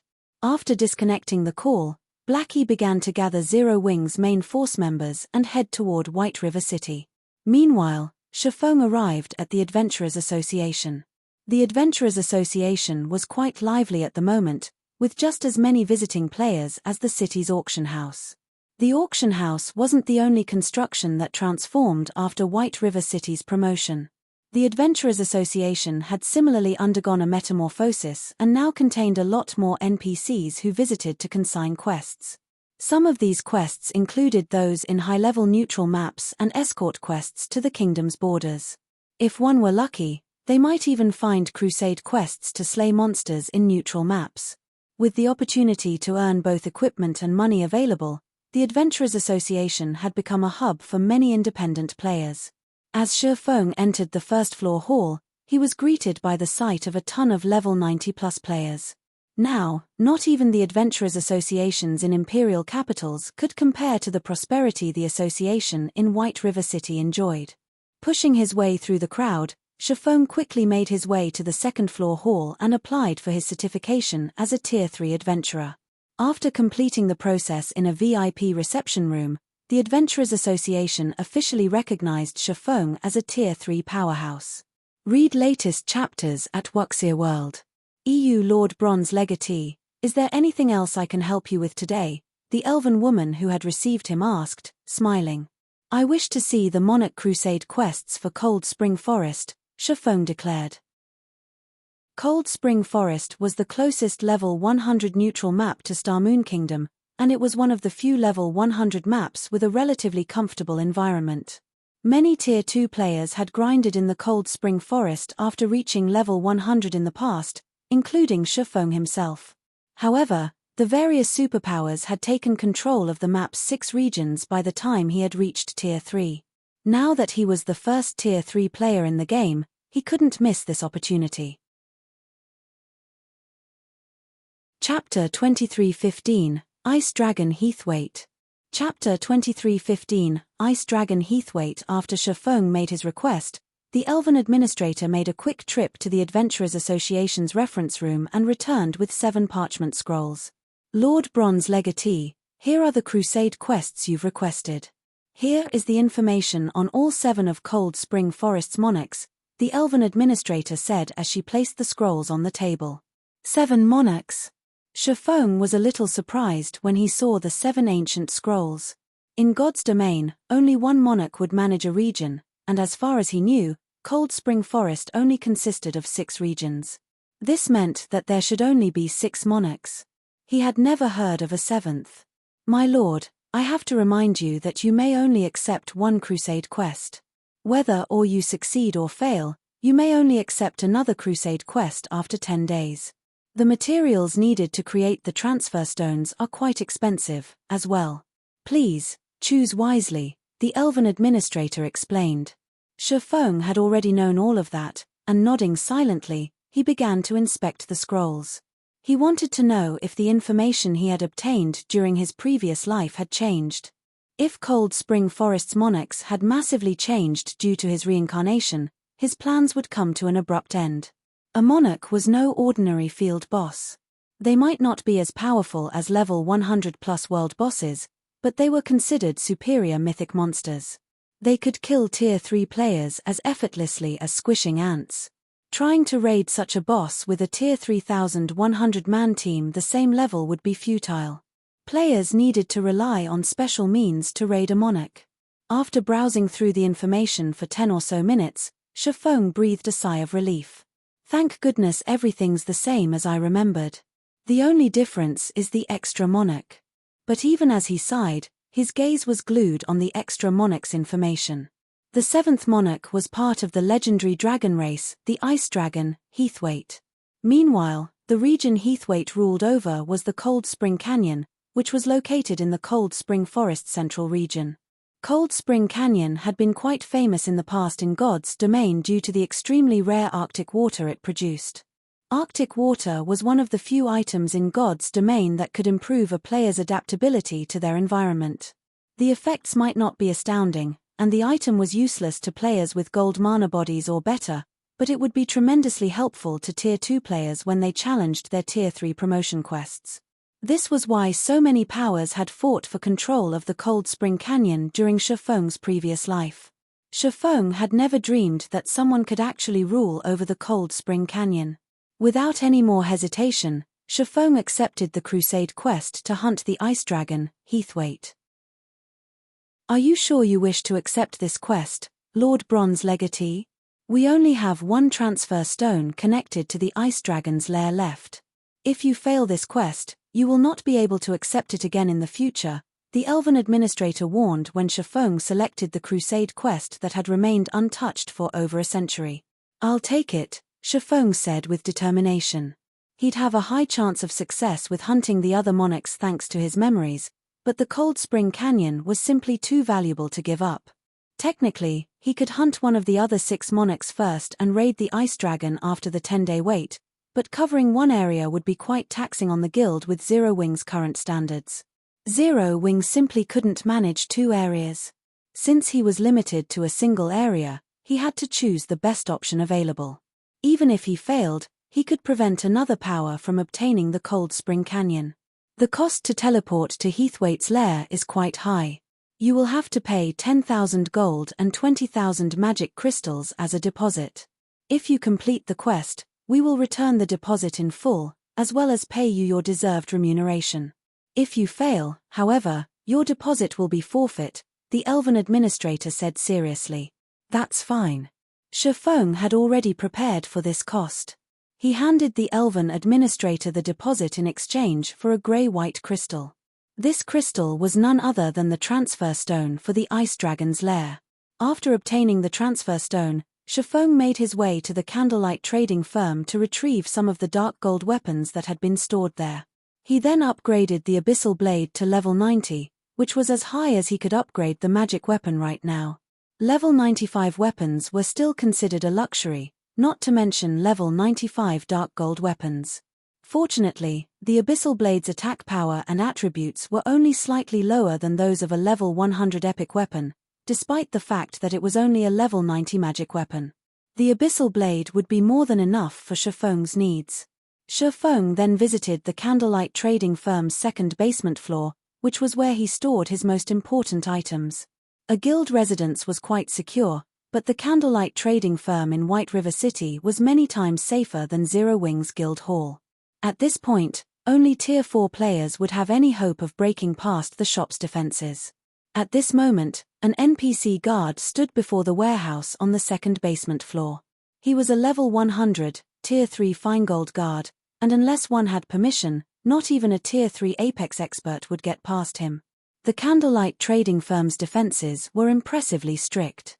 With the help of the Grandmaster Forger Celiora, Shifeng had previously recast the disintegration armor, a piece of legendary equipment, yet despite being unfinished, it was too powerful for Shifeng to use. Moreover, carrying the disintegration armor on him wasn't safe, so he had stored it in the candlelight trading firm's underground warehouse. First, he didn't want to risk losing it, even if the chance of it dropping upon his death was negligible. Second, even after recasting it, the disintegration armor's aura would still attract ores, especially powerful, high-tiered ores. If he had attracted a powerful ore's attention as a Tier 2 player, he would have been helpless. Furthermore, he couldn't equip it yet. He had coveted legendary items for a long time. He had heard countless stories of players who owned a legendary item in his previous life. There were tales of Tier 4 players defeating Tier 5 players and Tier 5 players slaying Tier 6 God-ranked players. One player had even soloed a Tier 5 dragon. Read latest chapters at Wuxia World. EU. Yet, the piece of legendary equipment he had gone to great lengths to obtain was an unfinished product, and its minimum use requirement was Tier 3. To make matters worse, he hadn't even been able to inspect its attribute panel until he had reached Tier 3. Holding on to the disintegration armor would have only frustrated him. Now that he had finally reached Tier 3 and met the minimum requirements to equip the disintegration armor, it was time to retrieve it. With a piece of legendary equipment, defeating the Ice Dragon, Heathwaite, would be far easier. Legendary items could, after all, allow players to transcend tiers, and as a Tier 3 player, he should be able to contend with a Tier 4 Ice Dragon with the disintegration armor equipped.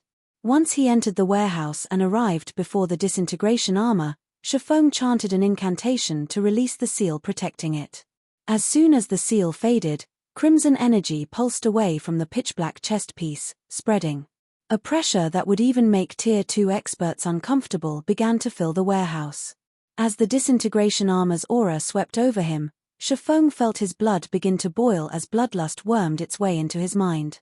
Taking several seconds to suppress the maddening feeling, Shifeng tapped on the disintegration armor to inspect its attribute panel. Chapter 23:16, Armor of Legends. Chapter 23:16, Armor of Legends. Space itself faintly began to crumble as it was exposed to the disintegration armor's disintegration power. Despite having reached Tier 3, the moment Shifeng touched the armor, he could feel the mana in his right arm vibrate and felt signs of it beginning to break down. Mana dispersal? The sensation in Shifeng's right arm stunned him. He hadn't had a particularly clear idea of what the disintegration armor had done to him when he had been Tier 2. He had only felt a strong, stifling pressure from the armor.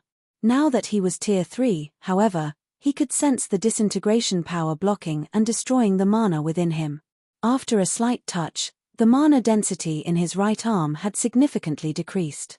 If he maintained contact with the disintegration armor for a long period, it would utterly destroy the mana that coated his body.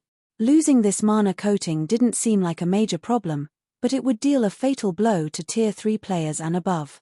After reaching Tier 3, a player's mana body would drive every action they took in God's domain.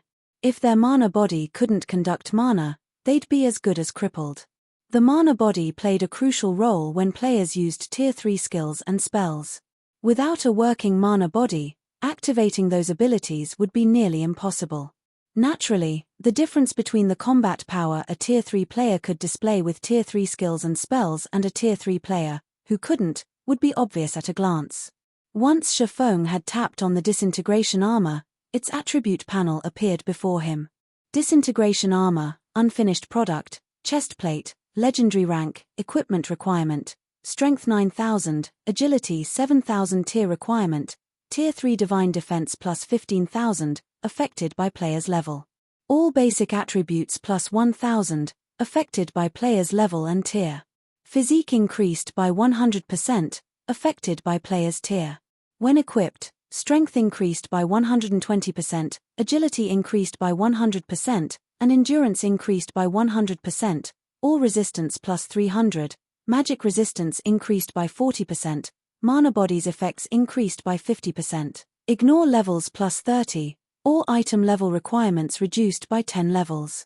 Additional passive skill disintegration body, reduces the damage from Tier 3 or below attacks by 70%, reduces damage from Tier 4 or above attacks by 40%, immune to all control effects, weakens stiffening effects by 70%, and increases reaction speed by 20%. Additional active skill 1, disintegration field, disintegrates all skills and spells within a 100-yard radius. Skills and spells at Tier 2 and below will be nullified, while skills and spells above Tier 2 will be weakened by 60%. All entities within range will suffer a 40% reduction to basic attributes, physique, and stamina, in addition to a 400% increase to their stamina and concentration consumption rates. No cooldown. Additional active skill 2, disintegration power, gathers all of the disintegration armor's power and temporarily sacrifice all of its attributes to upgrade user by 1 tier for 60 seconds. Cooldown, 12 hours, cannot be stacked with skills and spells of similar effect. The disintegration armor is a divine armor that the Or Empire's founding emperor had created with various divine items. This armor had been destroyed during a battle against gods. The disintegration armor has recovered a portion of its original strength after Celeora recast the chest piece using a blood contract. Due to the armor's disintegration power, the armor's attributes suffer an 80% reduction when equipped. If equipped by the blood contractor, the armor's attributes will only be reduced by 50%. God crystals required to repair the disintegration armor fully, 0-10. Amazing. Shifeng's eyes glowed as he read the disintegration armor's attribute panel. Before this, he hadn't had a clear idea of what a true legendary item's attributes would look like. He had only heard of legendary items during his previous life. He hadn't actually seen a real legendary item's attribute panel since anyone with such an item had rightfully kept a tight lid on its abilities. Although the disintegration armor was an unfinished product, it was the strongest piece of equipment he had ever laid eyes on. Even Gentle Snow's fragmented legendary ranked 7 Luminaries battle armor was far weaker than this chest piece. The 7 Luminaries battle armor had originally been a legendary item, but after taking significant damage, its rank had fallen. And yet, despite being a damaged piece of armor as well, the disintegration armor was leagues stronger than the 7 Luminaries battle armor in all aspects. The fact that the disintegration armor granted divine defense, rather than a simple boost to ordinary defense, was particularly astounding. This meant that even skills and spells that dealt true damage wouldn't be as effective against the disintegration armor's wearer. It would also reduce lower-tiered players' damage, and higher-tiered players wouldn't be able to deal any additional damage due to their tier advantage. Divine defense was the highest grade of defense in God's domain. It's a pity that the armor is so badly damaged. Even if I equip it, I'll only exhibit a fraction of its true might. If I could display the disintegration armor's full power, dealing with the ice dragon would be a piece of cake, Shifeng thought. The disintegration power's instability limited the armor's true strength. At the armor's peak, Shifeng could likely defeat the mythic-ranked ice dragon head-on with the additional 100% physique and 120% strength. Even so, Shifeng was overjoyed that he could finally equip the disintegration armor. A piece of legendary equipment. Countless players, including Apex experts, dreamed of equipping such an item. Legendary items were simply too rare in God's domain.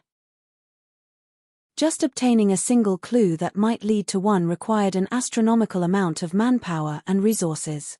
In some cases, these clues would only lead to a fragment of a legendary item. Players would then have to find the remaining fragments and invest even more resources to repair it. Unless one were ridiculously lucky or had particularly powerful support, getting their hands on a legendary item would be utterly impossible.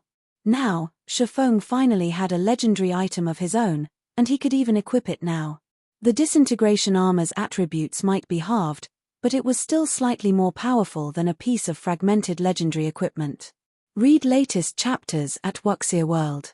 Shifeng immediately equipped the disintegration armor. The 9,000 strength and 7,000 agility were incredibly difficult requirements to meet. Even a Tier 3 player in full, top-tier equipment would have to wait until level 120 to fulfill them, but it wasn't an issue for Shifeng. Not only did he have an advanced bloodline, but he also wielded one of the 10 great saint legacies. Furthermore, he carried a magic weapon and multiple fragmented legendary items. Meeting the two requirements at level 100 was actually quite easy for him. The instant Shifeng equipped the disintegration armor, he felt power course through him. His basic attributes skyrocketed, and his perception considerably improved. Even his mind felt far clearer than before. If he fought Erdia, a titled, Tier 3 heroic spirit, in his current condition, he'd have a high chance of defeating the undead. It's about time to leave. Glancing at the time, Shifeng realized it was time to meet up with Blackie and the others. He activated the Nightwalker's Cape's Nightwalker skill to conceal the disintegration armor's aura and information before heading toward White River City's teleportation hall. Chapter 2317, Shadowless Empire White River City's teleportation hall. Chapter 2317, Shadowless Empire White River City's teleportation hall. Once in the teleportation hall, Shifeng made his way to one of the high-class bars on the 3rd floor. Blackie and the others had been waiting for some time now. When they noticed Shifeng enter the establishment, they stood, surprised. Yang Tianxing and Yi Luofei were particularly shocked as their guild leader pulled their attention away from their 10 gold bottles of 5-colored fruit wine. So, this is a Tier 3 class? Blackie had already informed the group that Shifeng had left to challenge his Tier 3 promotion quest, and none of them had been particularly surprised. Shifeng had already reached level 100, so it was expected that he'd challenge his promotion quest. Although Shifeng's Nightwalker's cape concealed his aura, it couldn't hide the fact that the ambient mana actively flowed toward him. God's Domain did have weapons and equipment that would attract mana to their user, but those items generally only increased the mana density around the player. However, despite so much mana flowing toward Shifeng, Yang Tianxing, whose senses were quite sharp, and Yi Luofei, who was a magical class player and only a step away from reaching the domain realm, recognized that the mana density around Shifeng hadn't actually increased. It felt as if the swordsman were a black hole, steadily devouring the ambient mana. Mana was the root of all in God's domain. A player's physical and mental condition, skills, and spells were all closely tied to mana.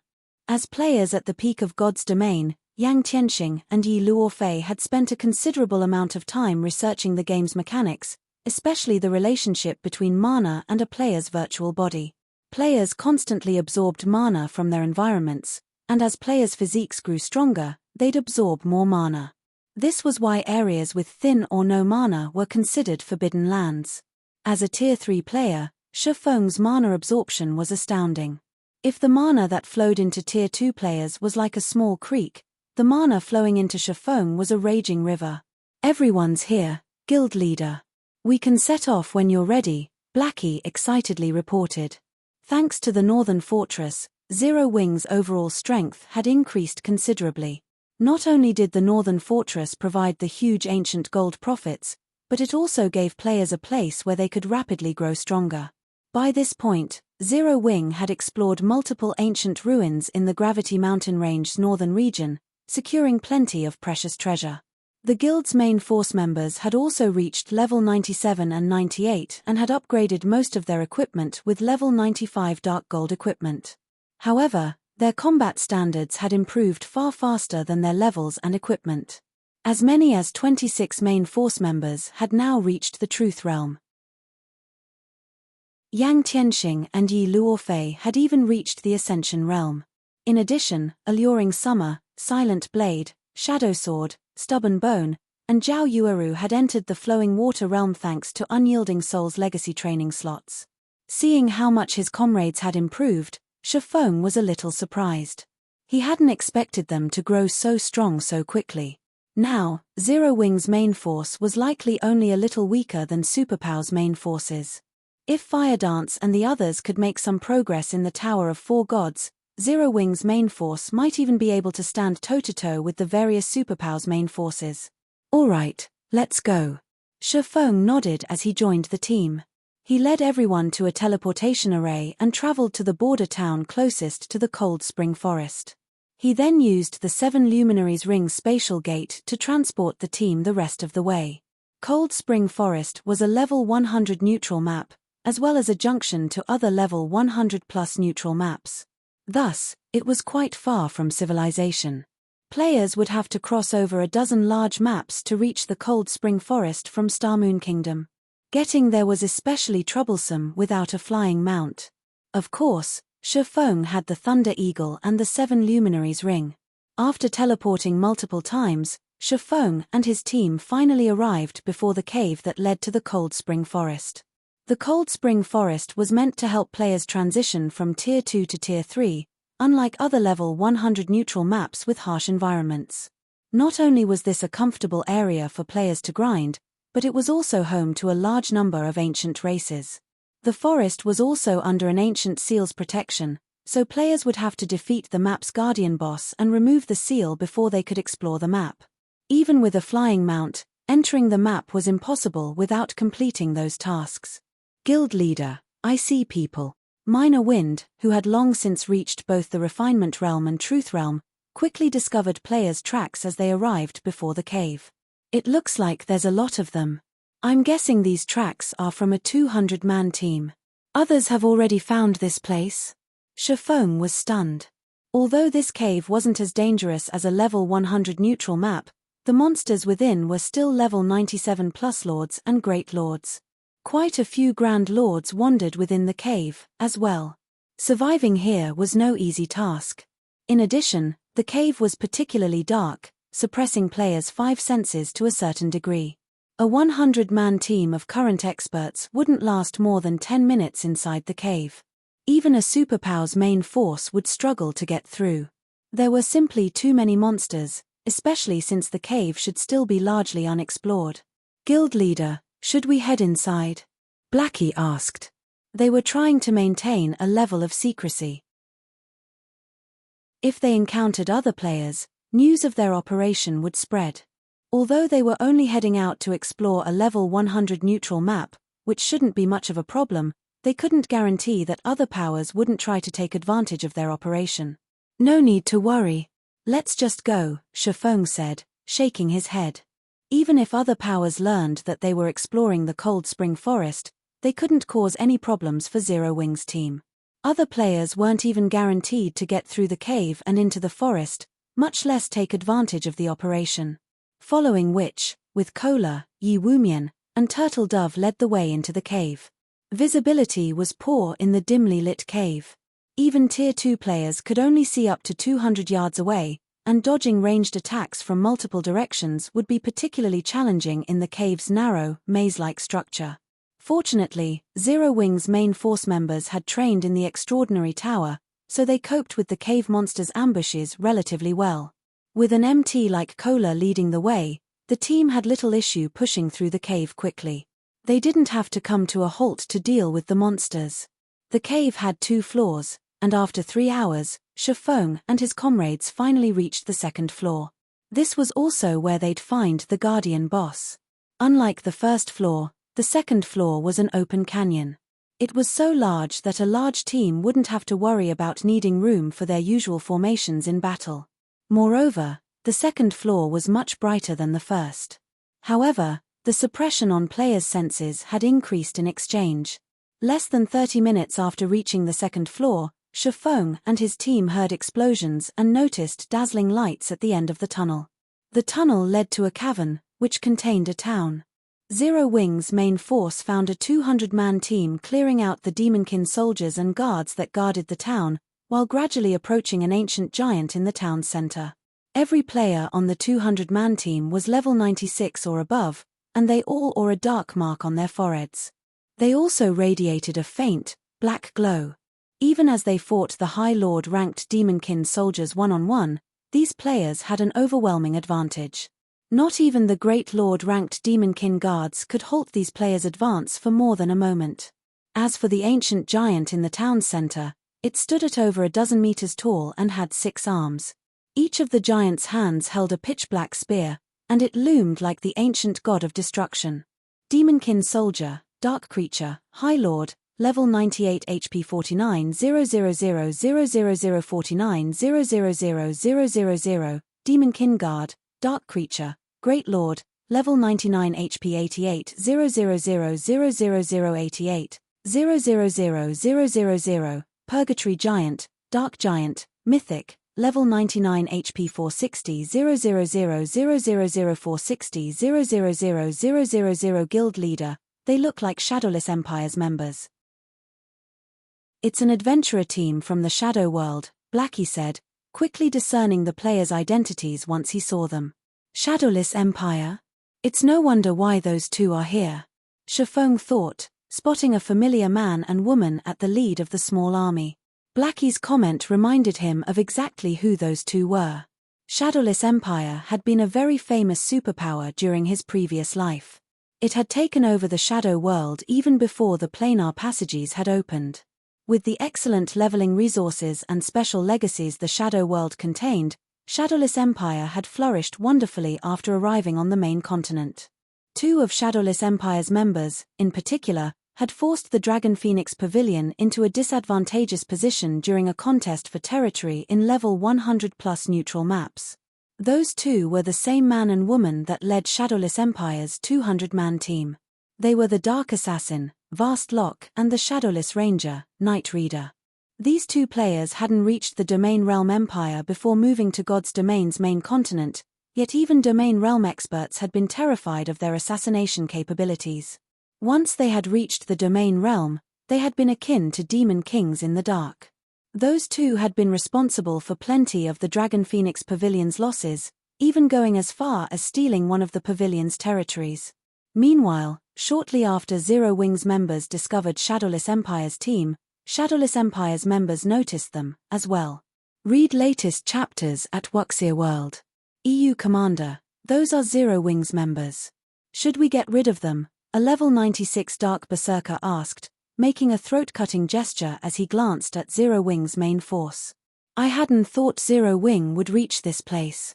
It's no wonder why everyone's insisted that Starlink and the various superpowers can't seem to deal with the guild, Night Reader said, chuckling.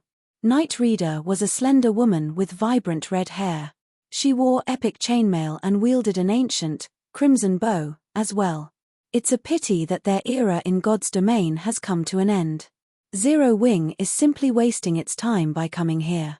Because the Shadow World lacked top-tier weapons and equipment, Shadowless Empire's equipment standards had been lacking when they had first arrived on the main continent. However, their equipment standards had undergone a qualitative transformation rather quickly, and Shadowless Empire's members had caught up with the main continent's players. With their advantage in terms of legacies, levels, and combat standards, not even the various superpowers with vast foundations were a match for Shadowless Empire now. As for the main continent's non-superpowers, they were utterly helpless before Shadowless Empire's strength. When he heard Night Reader's comment, the bald youth leading the team, Vast Lock, nodded his agreement. Ignore them and prioritize killing the Purgatory Giant. They'll know what to do once they realize the difference between our strengths, Vast Lock said. He returned to commanding his team as they advanced on the Purgatory Giant. Chapter 23:18, Sword Rises. Chapter 23:18, Sword Rises. After Vast Lock declared his decision, Shadowless Empire's 200-man team accelerated their advance toward the Purgatory Giant, completely ignoring Shifeng and the others' existence. These people really don't care about us at all. Yang Tianxing could not help but shake his head and chuckle when he saw Shadowless Empire's members' nonchalant reaction toward Zero Wing's arrival. Normally, when players came across other players out in the fields, especially when they were raiding a boss, they would give out a reminder or warning to the approaching players. However, Shadowless Empire's members simply treated Zero Wing's team as if it were air and did not even bother trying to make contact. The only explanation for such a reaction was that Shadowless Empire had deemed them to be no threat and not worthy of any attention whatsoever. Guild leader, are we really not going to make a move? Blackie asked as he looked at the distant Purgatory Giant. He did not particularly care about Shadowless Empire's treatment of them. However, since the guardian boss of this cave served as the key to the Cold Spring Forest, its loot might provide them with some help once they entered the neutral map. We're only traveling toward the Cold Spring Forest. Having someone to open up a path for us is a good thing, Shifeng said, chuckling. He then instructed everyone to get some rest first. He had no intention of snatching the boss from Shadowless Empire at all. The Purgatory Giant was indeed a very important boss. After killing it, not only would players gain access to the Cold Spring Forest, but they would also obtain a special item called Purgatory Core. When activated, the Purgatory Core would create a natural barrier with a 200-yard radius that would help players adapt to level 100 neutral maps. The barrier's effects were similar to Arctic Water, except that Arctic Water was only effective for one player while the Purgatory Core applied to a specific area. For Tier 2 teams looking to grind in level 100+ neutral maps, the Purgatory Core was a very useful item. Killing the Purgatory Giant provided no other benefits aside from these two. Meanwhile, his goal was to kill the Ice Dragon Heathwaite and occupy the Cold Spring Canyon.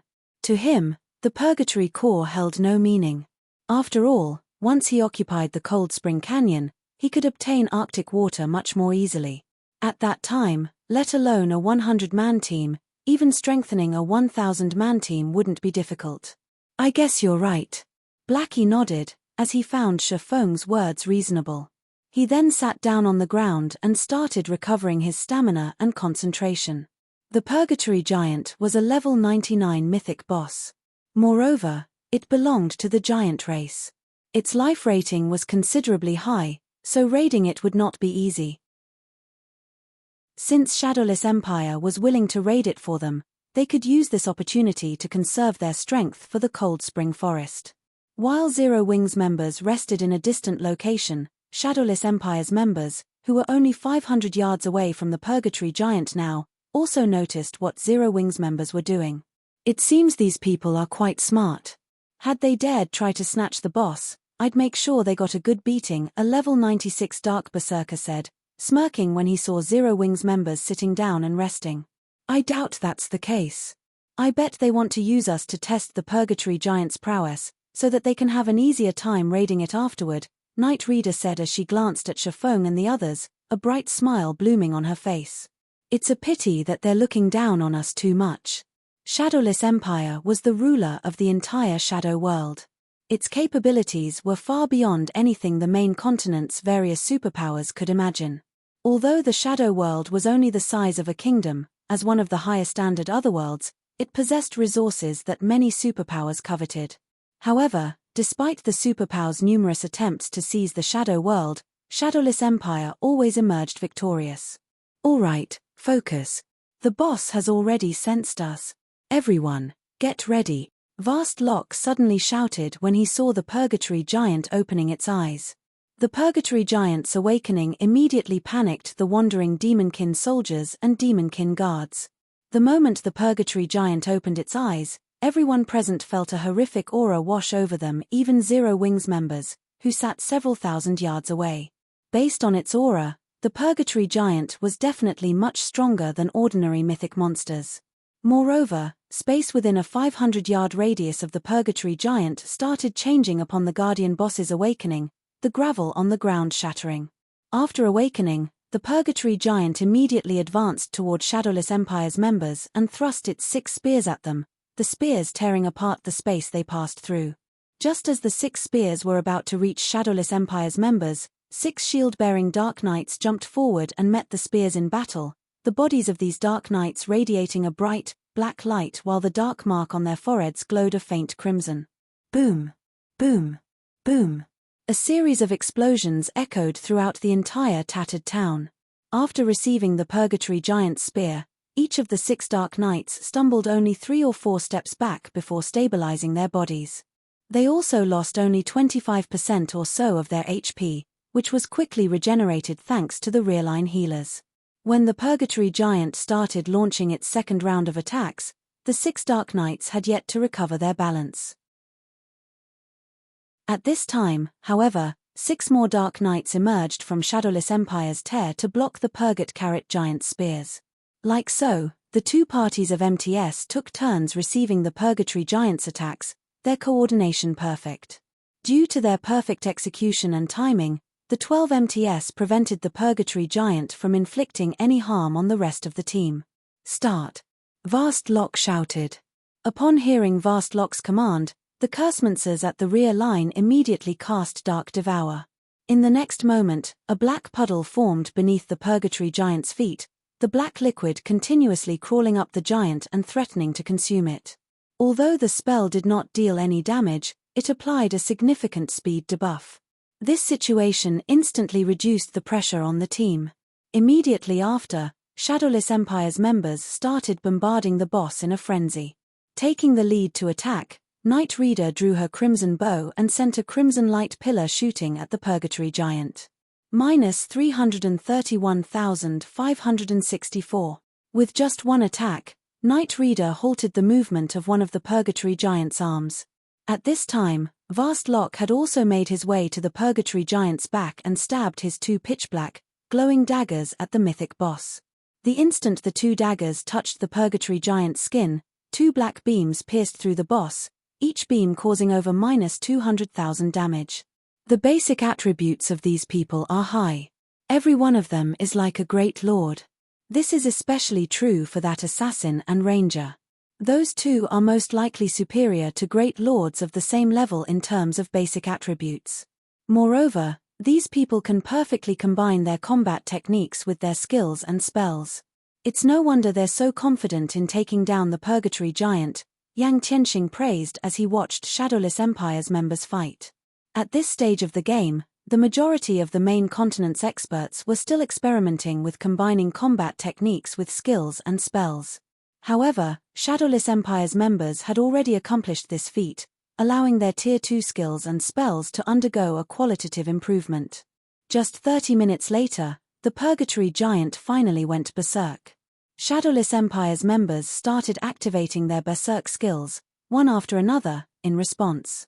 When Vast Lock and Night Reader activated their berserk skills, without even activating twofold berserk, their basic attributes already reached the standard of mythic monsters.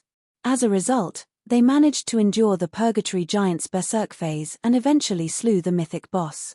Along with the Purgatory Giant's death, the magic barrier that protected the Cold Spring Forest started crumbling. The seal on the cave leading to the Cold Spring Forest was also removed. Meanwhile, beyond the cave, one could now see a snow-covered forest. After killing the Purgatory Giant, Shadowless Empire's members did not rest for long. As soon as they finished collecting the boss's loot, they made their way into the Cold Spring Forest.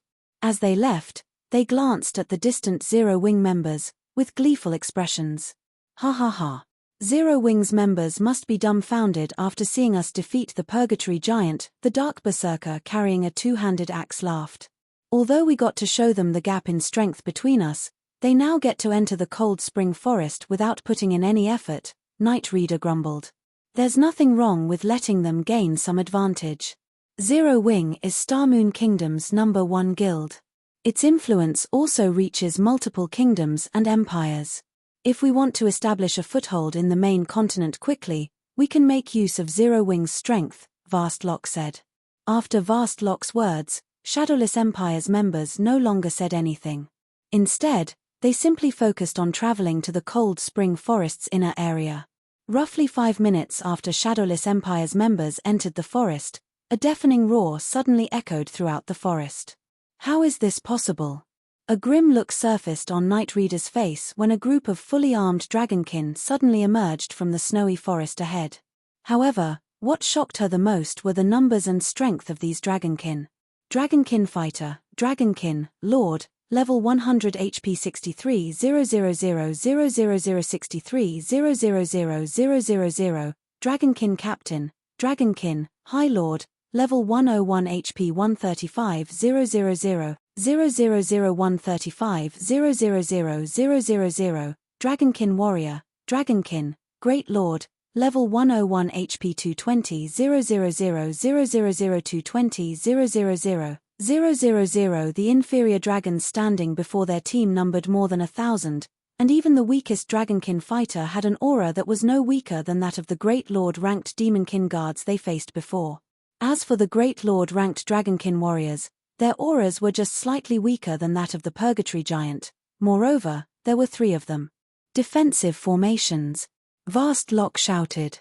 By the time Vast Lock gave his command, however, the Dragonkin army was already charging at them. Although Shadowless Empire's members could barely hold their ground against the Lord-ranked Dragonkin fighters, they were at a severe disadvantage against the Dragonkin captains, inferior in terms of both basic attributes and reaction speed. When one of the Dark Knights failed to defend himself in time and got hit by the saber of a Dragonkin captain, he instantly lost over 1/4 of his HP. As for the Dragonkin warriors, Vast Lock and Night Reader had to coordinate with each other just to pin down one. Stopping the remaining 2 great lords was beyond them. Retreat! Retreat to the cave! Vast Lock shouted when he saw the 2 unfettered Dragonkin warriors slaughtering his teammates. Retreating was now their only option. Otherwise, a team wipe was inevitable. As Shadowless Empire's members continuously fell back, they eventually came across Zero Wing's members, who had also entered the Cold Spring Forest. You guys, hurry up and retreat. These Dragonkin are much stronger than the lords and great lords in that cave. You'll die if you go up against them, Vast Lock warned as he looked at Shifeng. However, as soon as the Dark Assassin gave this advice, one of the Dragonkin warriors slaughtering Shadowless Empire's members shifted its gaze toward Zero Wing's team, which was less than 100 yards away from it.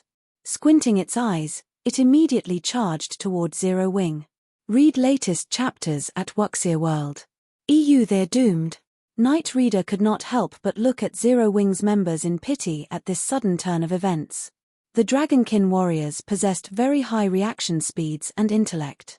These great lords posed an enormous threat even to Shadowless Empire's members, not to mention Zero Wing's members. However, just as the Dragonkin warrior arrived before Zero Wing's team and was swinging down its saber, a sword light suddenly struck at it. Suddenly, the Dragonkin warrior let out a wheeze as its 4-meter-tall body shot backward like a bullet and crashed heavily into a nearby tree, the massive tree shuddering at the impact. You're tuning in to the Celestial War YouTube channel. Don't forget to subscribe and join us on this journey to catch the most captivating stories.